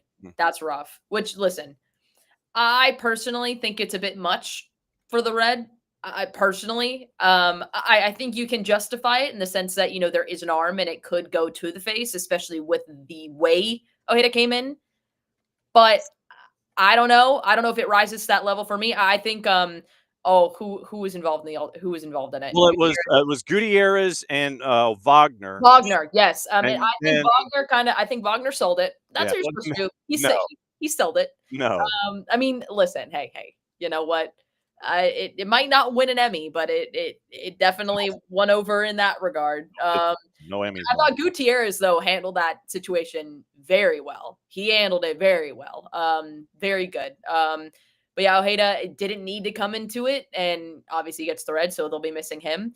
I don't know, though. This is one for me where I keep going back and forth. Like, because for me, obviously I would say Philly. As much as I don't want to, I say Philly. But the way that they responded and the way that they acted and the way that they played after Chicago was able to come back and get the one goal to make it a 1-goal game, then to come back and tie it up. I don't know. It makes me think that, you know, maybe something could happen. And especially at home, Chicago can get it done. Like, Chicago could do it. And like, because if Chicago goes up early in this game or goes up 2 or whatever it is, how does Philly respond? And I didn't like the response that I saw. I didn't like it. It didn't sit well. And that's not what you need to have going into this game. And I could be proven wrong. I think it's going to go to another penalty shootout. I think a penalty shootout will decide it. I wish I could tell you who I think is going to win the penalty shootout. I don't. But you know what? For the sake of it, I'm going to say Chicago gets it done. YOLO. You just want chaos, and you want. I do want chaos because I want this series to go to a game 3. I really do. And this is just me because I literally am watching and I'm enjoying the chaos. I want it to go to a game 3, and I think it could. I really do. I really like the way Chicago Fire is playing right now, especially with what Greg Berhalter's been doing over there. I think they're playing a really good style of football. I think Kuipers is incredible. I think he's a very, very good player, especially up top for them, finding those moments. You're going to be missing another key piece for them too in that attack as well. But I mean, I don't know. This one's interesting, but I do think it'll go to a game 3. I do think it'll happen. All right. 7:42 kick. Messi and friends travel to Geodis. I imagine that they are probably not getting to park on the Speedway. They get probably to drive up a lot closer than the rest of us. And Nashville hosting down a game in the series. Messi and friends coming to town right now. Nashville is a slight underdog. Basically, the juice box purveyors have thrown a blanket over the whole thing. In the composite, Nashville is a plus 149, so slight underdog to Messi and friends at a plus 144 in the composite. Draw is a plus 278, and it is Alan Chapman who is in the middle for this one. Alan Chapman gets to do Nashville and Messi and friends game number 2. Andrew Bigelow, Gianni Facchini, your ARs. Izmir Pekmich is your 4th. Armando Villarreal and Robert Schaap are upstairs. So, Alan Chapman for Messi and friends and Nashville SC. That one actually might breed chaos. I think this one will be tight. If Nashville's got to step it up from that first game, they did not look good in that game against Miami. Miami was able to cakewalk and just come in and get the win. Nashville's got to step it up, in my personal opinion. I think that especially at home, you have to. Like, I mean, you got nothing to lose at this point. You have to keep your playoff hopes alive. I think it'll be back and forth. I think you'll see Sam Surge. I think you'll see Hani Mukhtar get on the board, but I don't think they're coming away with the win. I think Miami gets it done in 90, and I think they will be moving on to the next round. 2 at 9:30, so it has to be a multi-screen experience. Portland hosting San Diego at Providence Park. Yeah, that's another one. 9:42 kick. Drew Fisher in the middle. Michael Barwagon, Leah's Arfa, your ARs. Marcus de Oliveira is your fourth. Jeff Gamble and Jonathan Johnson are upstairs. The numbers currently, it is Portland at a plus 150, slight underdog at home to San Diego FC, who's a plus 142. Your draws a plus 279. Maddie Cruz, what say you? San Diego. They're Okay. winning it in game 2. They're winning it. Portland, again, I mean, you look at that game, it was not a good showing for them. Well, hold on. Let me rephrase. I think I'm getting my games confused. Let me rephrase. Let me track it back a little bit. Sure. This one is, again, interesting. You get the red card in this game. That's the other thing you have to think about. Sorry, I was getting my mind confused. Words are coming back. We're restarting again. You got it. You get the red card for Portland, which I'm trying to remember when that happened in the game. Because if I remember correctly, it was early on, correct? Efforting. Hang on. So please continue your thought, and I will find the answer. Okay. Well, I want to say that it happened pretty in the closer to the end of the first half. Okay, hang on. Like I said, I'm getting there. Hang on. If not, then it was early in the second. I could be totally wrong though. Forey had 2 fouls basically in a minute, and he was the 60. That's what it was. Yep, that's what it was. Yep. 66 minute for Forey. So yeah, that was. And that's unfortunate that they're missing him too, especially back at home. This one, I'm interested to see if you get Lorenz back. I'm curious if that's going to be in the conversation, if he's going to be back within the team. Because if he's back, that could give a boost, and San Diego could totally get it done on the road. San Diego's a really interesting one too. I think in the way you look at what they've done this season. I mean, obviously, you talk about what they have done. It's been insane. And their away record is so much better than their home record. I know. Their away record is 12 wins, 1 draw, and 4 losses, which is why I'm going to say San Diego gets it done in 90 minutes. I think Portland will put up a fight. I mean, they were able to find a response to that goal, too. They were able to find a response, and maybe they could have found another one if they had 11 men on the field. Maybe that could have been happening. But I mean, even then, all those goals came in the first half. I'm curious if maybe that happens again. If Portland can ramp it up in the second and find something, maybe you're looking at an interesting situation. But I don't know. I think San Diego knocks this one in, and I think it gets done in 2. Yeah, I think Chucky Lozano might be that added factor. Lozano, I messed up. That's me. It's Lozano. Guys, it's the morning. My coffee's cold. I know. That's what I'm saying. Ricky wants to know if Alan Chapman's going to get the Ken Williamson treatment. The only way that Alan Chapman would get the Ken Williamson treatment if it was such a monumental mistake of biblical proportions that was the size of your average Qatari skyscraper. That might be the only time that you would see something like that happen to a referee in Major League Soccer. But what I would do in these situations, if you have an official that does something like this, keep an eye on their next couple of matches. Do they just go to VAR? Are they AVARs? Do they get pulled from center assignments? So that would be my indicator for the frowning by pro and by Major League Soccer of a performance of a particular individual. I think that one too, and that's a hard one because it's Nashville and Miami. Yeah. It's not a rival, but it kind of feels like one. And especially with two teams that are known, especially I think with Miami, you obviously have the star power that you have too, but also the ability as well to be able to draw fouls, to earn fouls in that regard. Nashville too, they're not afraid to get their hands a little dirty either. Like, it's going to be a testy one, and it's going to be about managing the emotion early on as well and handling the game and making sure that you're keeping things at a low bar because it's already going to be heated. Nashville's going to be wanting a win. They're going to do everything they can.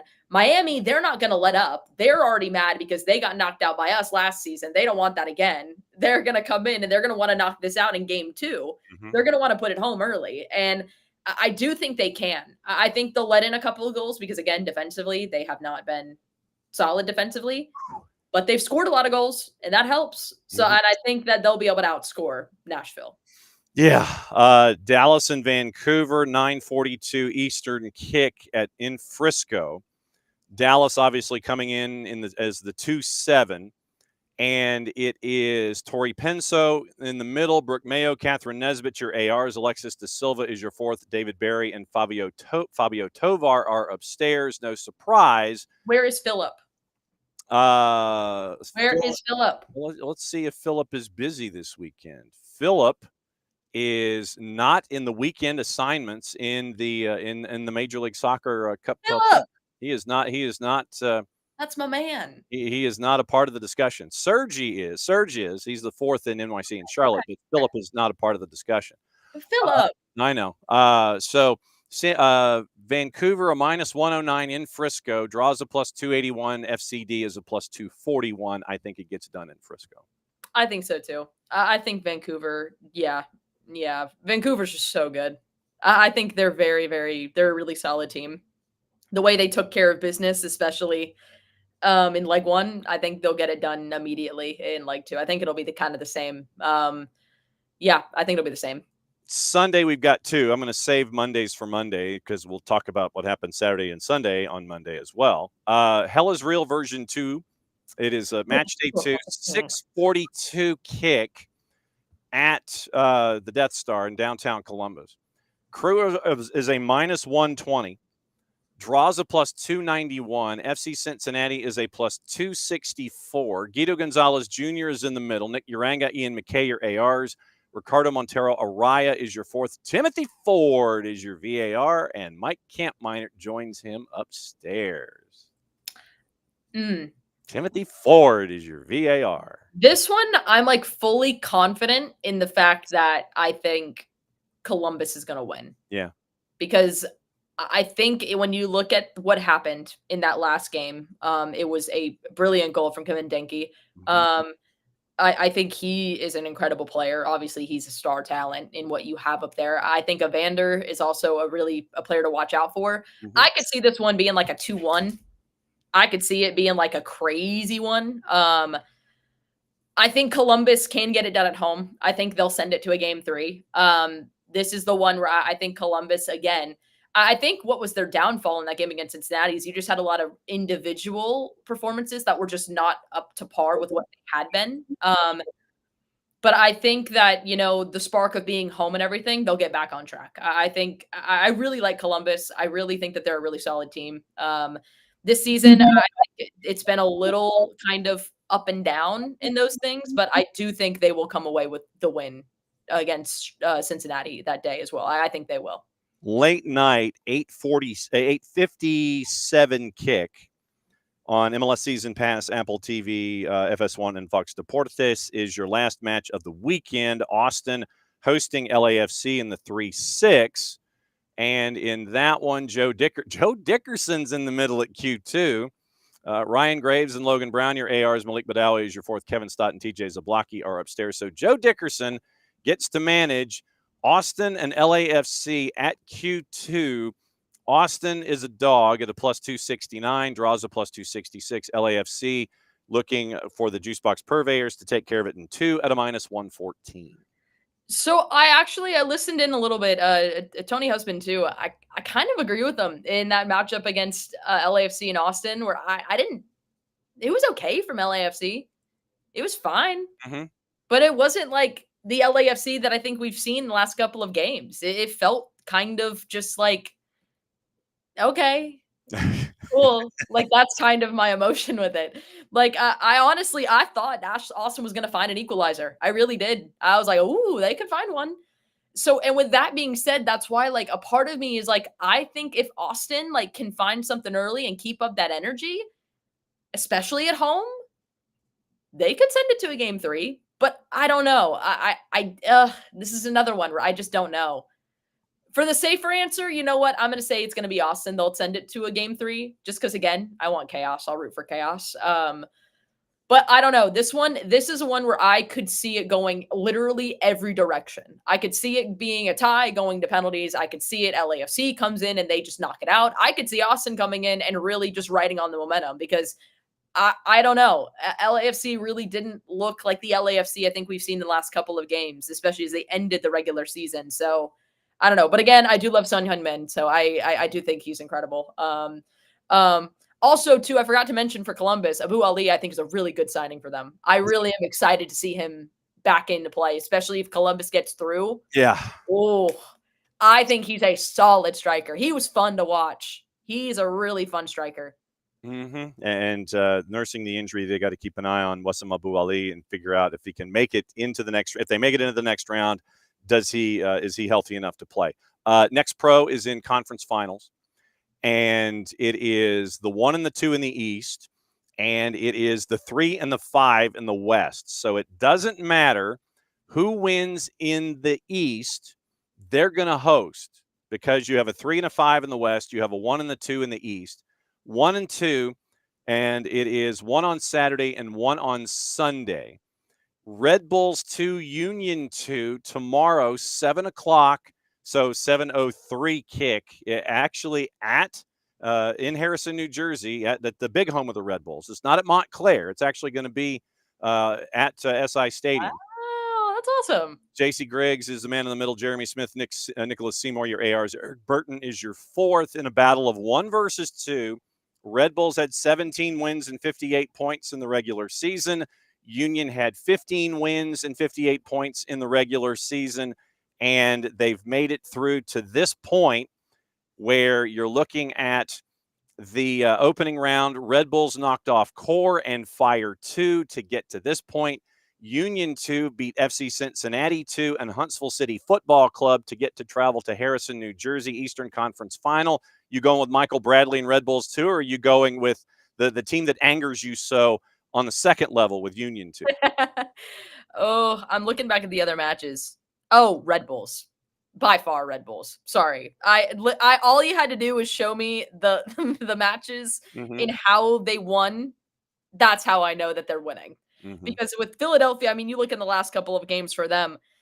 I mean, you look at that matchup to October 5th to close things out. That game was a 4-3 win against NYC at home. Again, against Cincinnati, it was a 2-1. And then against Huntsville, it was just a 1 goal. You have Red Bulls coming in here scoring 5 goals against Carolina Core, 5 goals against Chicago Fire. There's a reason why they're number 1 in MLS Next Pro. I do think Red Bulls get it done and they'll move on for sure. Okay. Western good this season. They've been very good. Western Conference, it is 3 versus 5. Rapids knocked off Whitecaps, and then they knocked off the Town. They went on the road to take out the number 2 seed, so that's how Colorado got there. And then Loons 2 beat Monarchs, and then they went to St. Louis City 2. They went to Energizer Park, knocked off the top seed to get to the Western Conference Final. 3 and 5 on Sunday in that matchup. No juice boxes yet. Brandon Stevis, the man in the middle. Bruno Rizzo, Stephen Millowan, your ARs, and Justin St. Pierre is your fourth. What say you? I want chaos. I'll do the underdog. Let's go Minnesota. Okay. I like it. Yeah. All right. So so you're saying a 5 goes through, and then they have to pack up and travel and go to probably Harrison, New Jersey, to take on. Well, it's going to be either to Chester or to Harrison to take on the winner in the Eastern Conference. Yeah, I want chaos. Okay, so there we go. So that was why I wanted to roll through that with you as well and find out what you thought about MLS Next Pro. I know that we caught up with you and Jason after the Chris Henderson media availability, and we have content that is out on the network from the two of you. Once again, you hopped on afterward live. You got to kind of give your instant play-by-play. And, right now it's that key time of year where everybody's looking at the papers and they're sitting there and saying, and rumors are plenty of this guy and this person and this person and this person and this player and this player. Now that you've had a couple of days to kind of think about what Chris Henderson said, and it's kind of rattled around in your brain a little bit, what else sticks in your mind after the Chris Henderson media availability? Yeah, I mean, I think a lot of the same things that I even said in that one too, for sure. Just I think the idea of, the academy as well, and really emphasizing the growth of that. I think when you bring in Javier Perez and what he's done with the academy, and especially with that system, especially when you look at the twos and what Jose Silva has done, especially looking ahead from last season and this season too, I even put Steve Cook in there as well, because a lot of that too is working together in that regard and developing that talent. And then also with Jose Silva taking over, I mean, you saw a spark. You saw so many young players step up. And I think it still sticks with me, the idea that you want to help these players, these young academy players, these young homegrowns get forward, and you don't want to block their entry, especially if they're ready to go to a first team level. And I think that's the biggest thing to look at. You've seen so many this season for the first team. Luke Brennan's a huge one, which again, sending all the love and praise to Luke Brennan right now. Absolutely. That is absolutely like, that's so scary. And I'm so happy that he is okay and he's going to be healthy and he's good. Because that is terrifying. So all prayers and love to him right now in that regard. But he had an incredible season with the U20s as well, going to that World Cup. Cooper Sanchez is also a huge one. He's going to the World Cup as well for the U17s. You also have, I think, young keepers. You have, I put Jaden Hibbert in that as well. I think he's a young keeper you saw stand out in that regard, having that time with the twos and then coming up to the first team, stepping up towards the end. You have Jonathan Ransom, who's now got a homegrown deal. You got Donaldson, also got a homegrown deal. You have so many of these young players who are now stepping up and making that transition. Dominic Chonqui is another one. Like, you have a lot of these players who are really competing and they're pushing, and that's what you want. Like, you want that healthy competition. I think not only for your younger players, but also for your veterans. You want that pressure. You want that competition. That's something that helps fuel the team. It makes everybody work harder. And especially when you have a player that is ready to get real minutes with the first team, you don't want to block that path. And I think that's a big thing that Chris Henderson talked about. And I really am excited to see, especially with the talent that you're getting from the academy, from the second team, and transitioning to the first team. I mean, because guys, listen, if you're not watching the academy streams, you're missing out. You're actually missing out. And I'm telling you right now, you're missing out. Like, it's not hard. Go to atlutd.com/live tomorrow. You can listen to myself, Jason Longshore. I believe Joe Freihofer is also coming on for one of them as well. Wow. I know. I think he's color with me one time. So we'll figure it out. I believe is what is happening. Maddie and the Hoff doing academy. That's great. Dynamic duo again. We're back. But it's one where if you're definitely not watching, you should be, because that's the future of Atlanta United. I mean, you have so much talent. I mean, so much. Fred Bond is one that comes to mind. Faki SC is another one. Brilliant, by the way. He had a hell of a game in that other one, like last week. Oof, he was killing it. Josh Kwan's another one. You have so many of these young players. Didi Cibrian and then Santiago Pita played in that last game too. And having that experience as well, and having that second team experience, then stepping up as well. That's another one. I think Elon Ettinger is also really fighting for minutes too. He's a great center back. You have so many of these young players who are stepping up and who are making their case of being like, I want to be a part of this and I can. And it's definitely, if you're not watching, you totally should be, because this is the future of Atlanta United. Your Caleb Wileys, your George Bellows, your Dominic Chonquis, your Luke Brennans, they all started at the academy.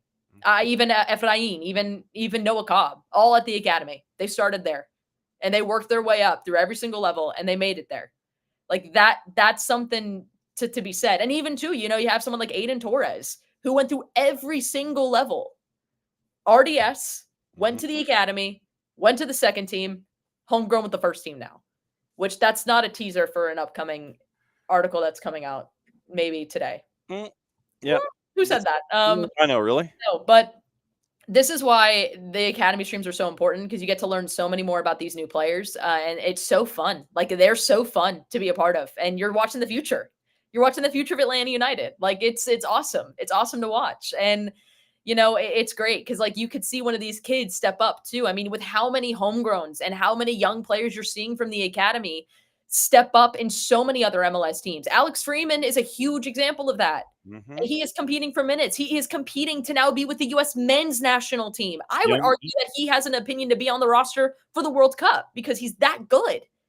Like, it's one of those things where you're seeing so much of this homegrown talent and the emphasis of it, especially in a salary cap league like MLS. You need these players. You need them to be competing for minutes. You need them to be pushing into the first team and to the starting lineup, because that is going to help you not only with your salary cap, with everything you have to do there. It saves you a lot of money, but also too, it's what it's built on. Like, the storytelling, the element of this, that's what makes MLS, in my opinion, so unique. Because of how much homegrown talent you have, because of how much of an impact you have of these younger players who can step up and be huge, huge factors in a team. And that was my spiel about academy and everything. But that was still my biggest takeaway from what Chris Henderson talked about. And I think it's going to be really fun watching, I think, Academy and even the twos next season as well. I think it's going to be a lot of fun. It's going to be really great. Yep. And so it's you, Jason, and the Hoff in some combination and permutation. What are the times tomorrow? 10 is the first one, and which means 12, around 12 would be the second one. Yeah. Because they don't take the full half hour in between games. No. It's like they trot you out, they get you warmed up, and then you're out the door. If you're lucky, you maybe get 20 minutes, maybe around that time, if you're lucky. Yes, if you're That lucky. depends on if the game runs long, the first one, though. Yeah. 7 minutes, like it's 7 minutes of added time. Yeah, then you're like panicking. You're like, we got to start the next game. Yes. So as always, it's great to have you come and crash in the final half hour when you can on a Friday. Absolutely. And go warm up your coffee. I'm going to. I will be. And then I have to do a couple more interviews. So we need to have it warmed up. Yes. So go warm up your coffee, go do your interviews, and keep an eye out for the GGC content that is coming up on the SDH network coming up in short order. Maddie, as always, great to see you. Awesome. Thank you, guys. There goes Maddie. And so Maddie's going to go warm up her coffee, and she's going to go do Georgia Gwinnett stuff. So make sure that you keep an eye out for that and all of our college content that we have here on the network, whether it's Clayton State, whether it's Oglethorpe, whether it's Emory, whether it's Georgia Gwinnett, whether it's Georgia State, and everybody else. Southern, SCAD, North Georgia, who is ranked nationally in the NAIA, Georgia Southwestern, Middle Georgia, Clayton State, Columbus State, GCSU in Milledgeville. It is Albany State on the women's side, Dalton State, Life, Thomas Point, Bruton Parker, ABAC, Mercer, Truett McConnell, who won the Appalachian Conference, by the way, Sunbelt, Gulf South, SAA, and all points in between. So that's all. That's the college content that we do here on a weekly basis. So, all right, let's get you through the news and the things that you kind of need to keep an eye on as we wrap up yet another week. Thanks to Maddie. Thanks to Tony Husband. Thanks to Michael Parkhurst. Thanks to Bart Keeler for dropping by here on a Friday. All right. So Orlando City, we mentioned yesterday that Pedro Gillespie is going to be looking for a new home. That we know. But at the same time, there was rumors running rampant about Martin Ojeda, and that has apparently been quashed this morning. There are reports saying that Orlando City is not messing around. They're going to exercise the option through the end of 27 when it comes to the Ojeda contract. So we'll keep an eye out on those numbers. Open Cup this weekend. Just to let you know what's going on. You've got Open Cup this weekend, and you're going, wait, what? Yes. Open Cup is going on. You're chasing after the spot. 64 teams enter November, chasing after Open Cup qualifying round advancement. 32 games, 22 states in D.C. 32 Open Division teams, 16 of the squads get their way through the 4 qualifying rounds going through the fall. Third qualifying round commences Saturday afternoon with the squad that got the final slot, Sharktopus FC. And you'll remember the story about Sharktopus is that they had to, and yes, that is their name, Sharktopus had to replay their game in the last round because there was a concern over the center ref who had ties to one of the 2 teams competing in the Sharktopus match. And so it was raised after the match was over. And I think he played for one of the 2 teams. And so they found that out, replayed the match. Sharktopus makes their way through. They get to take on Ballard, who's trying to get their 3rd straight appearance into the tournament. And, when you got a team called Sharktopus, you have to keep an eye on it. So it's 13 games, 6 involving teams in Florida. Saturday, you have Open Cup after dark with 4 out west, 4 in the L.A. area in and of itself. Irvine and Laguna United, San Diego Internacional, and City SC San Diego. 19 regional matchups on Sunday. So here's the rundown. Saturday, and I'm just going to do the ones that are close by in the footprint. Saturday, Apex, North Carolina, Briar United, Grove United. Melbourne, Florida, Harbor City, Bold City, at Palm Bay High School. Our friends from Christos are hosting a match at 7 o'clock on Saturday night. Palm Beach and City Soccer in Willington, Florida. You have Denton Diablos in USL League 2 hosting a match at Bishop Lynch in Dallas. You've got Open Cup after dark to finish your Saturday. On Sunday, it is Potros and Atletico Buford at Marietta High School. Marietta High School Potros and Atletico Buford, 5 o'clock Eastern time. If you're near, go, just because you can have some fun and watch some Open Cup qualifying there as well. You've got Kalanji Pro Profile and Mint Hill. That's at Shiloh High School in Snellville. That is at 7 o'clock on Sunday night. Emerald FC Orlando, FC America CFL Spurs is in Lake Mary, Florida at 7. Miami Soccer Academy Red Force at Monsignor Pace at 7. Miami United Florida Football Club at Central Broward Park at 7. Tennessee United and Southern Indiana FC at Station Camp in Gallatin, Tennessee at 7 o'clock Eastern time.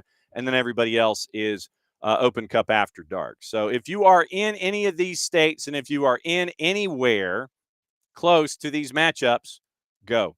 Enjoy yourself. Have fun. If you've got nothing going on, if your college football team isn't doing much of anything on the afternoon, then go and check them out and find out what the deal is with another year of Open Cup.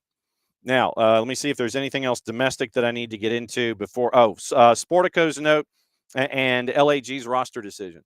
Sportico mentioned, and also if you follow our friend Nico Moreno, that it appears that for the first time since 2009, it looks like Seattle as an ownership group might be looking out for outside investment. Large minority partner that can lend capital and expertise to the club's ambitions, mentioning of a new stadium as a part of being what this new investor can bring to the table. The team has retained Moelis & Company to explore a, quote, strategic capital raise, according to a statement shared with Sportico, and that was with the release that came out with Seattle. Sounders looking for a large minority partner that can lend capital and expertise to the club's big project ambitions. Real estate aspirations that could include a new soccer-specific stadium at the Long Acres development. So we'll keep an eye on that going forward. LAG had, and Tom Bogert, thank you, Ricky, for posting that. I've got to go back and circle through it. All right, so LAG had their roster decisions that were announced yesterday. Not a whole lot of surprises per se, but you did have some names that you can keep an eye on. One of them specifically is Diego Fagundes, and what the latest is with Fagundes. So you have the availability. Where's my Galaxy Communications? So did they announce? Yeah, here we go. Roster decisions for LAG. 17 players under contract. Exercised options for John Nelson, no relation, and Mauricio Cuevas. And you don't know how freaky it is when I'm listening to an LA Galaxy match when you have someone that we've talked to here on the morning show talk about John Nelson dribbling the ball forward. Tucker Lepley, Isaiah Parente, Gino Vivi, exercised options. Contract extended with Christian Ramirez and Brady Scott. Continued discussions with Botafogo to retain Mateus Nascimento. Declined the options on Miguel Berry, Eric Zavaleta, Diego Fagundes. Club remains in conversations with Fagundes about returning in 2026. So that was probably the biggest name involving that. All right, so let's take the tour. Copa Libertadores and Sudamericana. Last night, it was chaos. Jason talks about it in Morning Espresso, that I don't think you've ever had a team down 3-0 come back to win. And our buddy Nino Torres was absolutely crestfallen last night after you have the comeback win in Libertadores to come back to win 4-3 on a penalty with 10 minutes to go. And you end up with a win in that regard. So you had in Libertadores, Palmeiras and Flamengo are now going to be your final. That one's going to be at the end of next month. So Palmeiras and Flamengo, after the semifinals, you end up with those two teams working their way through. And so it was Palmeiras and Flamengo, and it was just a stunner of a match last night. And then in Sudamericana, you had Lanús and our friend Marcelino Moreno getting the win. The second leg is going to be on the 22nd. And so you have Lanús is a dog at home to Atletico Mineiro in Brazil. And so you have Lanús getting the win, and now they're a dog at home. In the match in and of itself, so they knocked off Universidad de Chile as a minus 123, and they get to take on Atletico Mineiro. So it's Argentina versus Brazil in the Copa Sudamericana final, and it was just an absolute stunner with now Palmeiras and Flamengo going to be squaring off against each other in Copa Libertadores. I'm sitting here and I'm just literally crossing things off as I go. The Guardian this morning, headline, Crystal Palace, they're kind of hot because they now have 5 matches in 11 days after the Carabao Cup progress. Welcome to big boy football. Oliver Glasner's side could play 2 matches in 54 hours, and the club is in discussions with the EFL over the scheduling, and this is getting into the Carabao Cup quarterfinals. Their win on Wednesday set up a repeat of last season's quarterfinal with Arsenal, supposed to take place on Tuesday the 16th or Wednesday the 17th of December. Palace is supposed to schedule Finnish side KUPS on the 18th in their final Conference League phase fixture. The Emirates looks like it can be confirmed Tuesday for the EFL. So now, 2 matches in 54 hours. Manchester City at Selhurst Park on the 14th at 2 o'clock.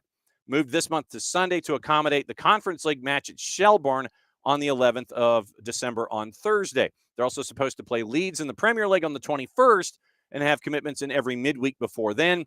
Further complicated by the fact Arsenal have 2 Champions League fixtures in January, first legs of the Carabao Cup semis, and the Gummy Bear Cup. That starts on the 13th of January. So Palace and Arsenal are now understood to be in discussions with the EFL, but there appears to be little wriggle room in a congested schedule. So there is precedent a bit. Spurs and Skengia in a Europa League qualifier, they were supposed to play Leyton Orient in League Cup in 2020. Former was called off because of the COVID outbreak at Orient, and Spurs progressed to the next round. So Oliver Glasner complained about scheduling of the FA Cup semifinal, and so that's where we are. Mikel Arteta is warning that clubs could pull out of cups amid fixture congestion, and that was not necessarily a surprising take from his Friday morning presser. Ed Aarons at The Guardian. EFL's yet to confirm about Arsenal and Crystal Palace. Arteta at his Friday press conference. Every decision we make in terms of a fixture has to be guided on 2 main things, player welfare and then supporters. That's it. The rest has to come from very, very far away from that. Asked whether big clubs could decide to prioritize some competitions, Arteta said, I hope we don't go that far. If we have that big piece of paper with the 2 principles there in front before we make any decision, all of us in our industry, we won't get there. If we don't, we just ignore that, then anything is possible. So that is the word from Mikel Arteta. UEFA has revealed interest in bids for the 28 and 29 European finals. The 15 different associations are interested in 28 and 29 Champions League, Europa League, Conference League, and the Women's Champions League final. They're not binding. Final bids must be submitted by June 10th of next year. It looks like the 28 Men's Champions League final staged in Munich. They're the only current bidder. Wembley and the Camp Nou main contenders to host it in 29. Cardiff and Dublin among the contenders to stage the Women's Champions League final 29. Lyon, Bilbao, Basel, and Istanbul, the 28 bidders. Host of 28 bidders in 29 for Europa League conference finals from France, Hungary, Kazakhstan, Poland, Romania, et al. So there's those notes. There was a note on Lucas Paquetá that I've got to get into before we get out of the interest in Europe. West Ham's Lucas Paquetá has been reprimanded, warned as to his future conduct over failure to cooperate with the FA investigation into spot fixing allegations. Paquetá was cleared of 4 spot fixing charges by an independent commission in July, but the commission did find he had failed to comply with a requirement to answer questions and provide information to the FA's investigation. FA later confirmed it would not appeal against the commission's decision to clear the Brazilian of the 4 spot fixing charges. So, Lucas Paquetá. Pep Guardiola in his Friday presser says there is no dominant team in the Premier League. He compared the Premier League's competitiveness to the NBA due to there being no dominant team in the last 4 or 6 years. Everyone can beat anyone. Premier League has always been like this. All the teams can beat each other. It is good. At some point, like the NBA, there's not a dominant team in the last 4 or 5 or 6 years. There's always one different team, and everyone can beat everyone. I think for the spectator and for the show of the Premier League, it is really, really good. So that's your note from what is going on in the Premier League to a point. There was the one story that I wanted to discuss. A West Ham relegation would cost taxpayers £2 million. This is from the Times and Matt Lawton, somebody that you really don't want to have as a byline. Struggling club's annual rent of £4 million to play at the London Stadium would be halved if they dropped down to the Championship under the terms of the 99-year lease. So then British taxpayers would be on the foot for the other 2 if they're relegated to EFL Championship. Control of a stadium that was built to host the 2012 London Olympics handed to the Greater London Authority. Most recent accounts for the year ending March 31st, 2024 showed an operating loss of almost 21 million pounds in public money, given that the small amounts of rent West Ham pays does not cover stadium operating costs. And if they're 19th in the table, you could have further expense if they get relegated, because then your rent is halved. Club is set to announce significant losses for last season, may well need to generate funds in January, even if Lucas Paquetá has said he wants to leave in January, and that may help out with your profit and sustainability. So keep an eye out on that. Something else. Oh, by the way, the U17 World Cup, where Maddie mentioned Cooper Sanchez, first match for the United States is at 10:15 on Wednesday morning against Burkina Faso in Group I stage play. Activity starts Monday the 3rd at 7:30 in the morning on Universo, Telemundo Deportes, Ahora, FS2, Telemundo, Fox Soccer Plus, and all points in between. Now, juice boxes for Premier League on the weekend. Fix your fantasy teams appropriately. And here you go. Tomorrow, you've got 5 matches at 11 o'clock. Brighton favored at home against Leeds. Burnley a plus 975 at Turf Moor hosting Arsenal at a minus 370. Crystal Palace a minus 108 hosting Brentford. Fulham a minus 118 hosting Wolves. Nottingham Forest a plus 246 hosting Manchester United at a plus 102. Spurs a plus 171 hosting Chelsea at a plus 152 at 130. Liverpool minus 156 hosting Aston Villa at a plus 375. Keep an eye out on the draw option at a plus 330. Then on Sunday, 2 matches, West Ham and Newcastle. Newcastle on the road a minus 161. Manchester City a minus 196 hosting Bournemouth at 11:30 Sunday morning. Monday Night Football, Sunderland and Everton. Everton a plus 168 at Sunderland, who is a plus 175. I literally have this list of stuff to get into. Okay. Also, Real Madrid is seriously apparently thinking of suing UEFA for 5 billion euro. Now, Phil Hay at The Athletic. It is an ESL claim over the Super League. Now, project dreamed up back in 2021. Remember how we thought that it could work if they had just followed protocol. Instead, they didn't. They just wanted to parachute in. Here's the deal. And there you go. We're doing it. And then it fell apart. So because objections were all over the place, Model proposed guaranteed qualification for 12 teams, including Real Madrid. Now, it appears Madrid is threatening legal action in the form of a $5.2 billion suit against UEFA. The league's leaders claim the staggering figure, not far off 5 times their annual revenue, according to Hay, represents the income lost as a result of Europe's governing body blocking the ESL. Calculation based on hypothetical matchday broadcast and commercial cash streams. They haven't materialized, obviously. So welcome payments would have been worth up to $350 million, or 415 in the case of Madrid and Barcelona, the 2 biggest draws. And the whole idea was that the tournament would be bigger, more lucrative than Champions League, paying out greater sums as a result. Backlash now said it might end up in court. Now the Super League wrangle, according to Hay, is absurdly complicated. You get this sense of a sport disappearing up its own firmament, just kind of looping back upon itself. So UEFA's counterattacked by redesigning Champions League, making it larger, bringing in more revenue. And so the odd thing, according to Hay, about the attempts to keep the Super League flame burning is that some who supported it, like Barca, are now satisfied, apparently, with the new Champions League format. So if the Super League tried to launch again, would Barca stay with UEFA, or would they go to the new Super League? We don't know. So keep an eye out on that. Desiree Doué out for PSG to a thigh strain. And then Laura Harvey also announced that she used ChatGPT to formulate her tactics for the NWSL this season. Told her to use a back 5, so she did. And they're 4th in the table. So you had you've got that as a part of anything and everything. Also, now officially out the door as of 8 minutes ago, Pedro Gallese is gone from the social media of the Purple Team. Thank you for everything, El Pulpo. After 6 seasons in the City Beautiful, Pedro Gallese will depart the club following the conclusion of his current contract. So they are not renewing the deal for Pedro Gallese under any circumstance. And so that's going to be someone else on the market. Someone else is going to be on the market. Sean Johnson on the market. Pedro Gallese on the market. Anybody else? We're getting there. So that's where we are involving all of those things. You'll notice that YouTube TV is in a bit of a fight with the 4-letter right now. So last night got pulled at midnight Eastern time. So they're in a bit of a row. Keep an eye out on all of that. So let me see if I've missed anything with all of my topics this morning that I wrote down. Libertadores, Prem, Open Cup. All right, let me check social media, and then we'll get you out of here for the weekend because it's a fun weekend and there's a lot to talk about.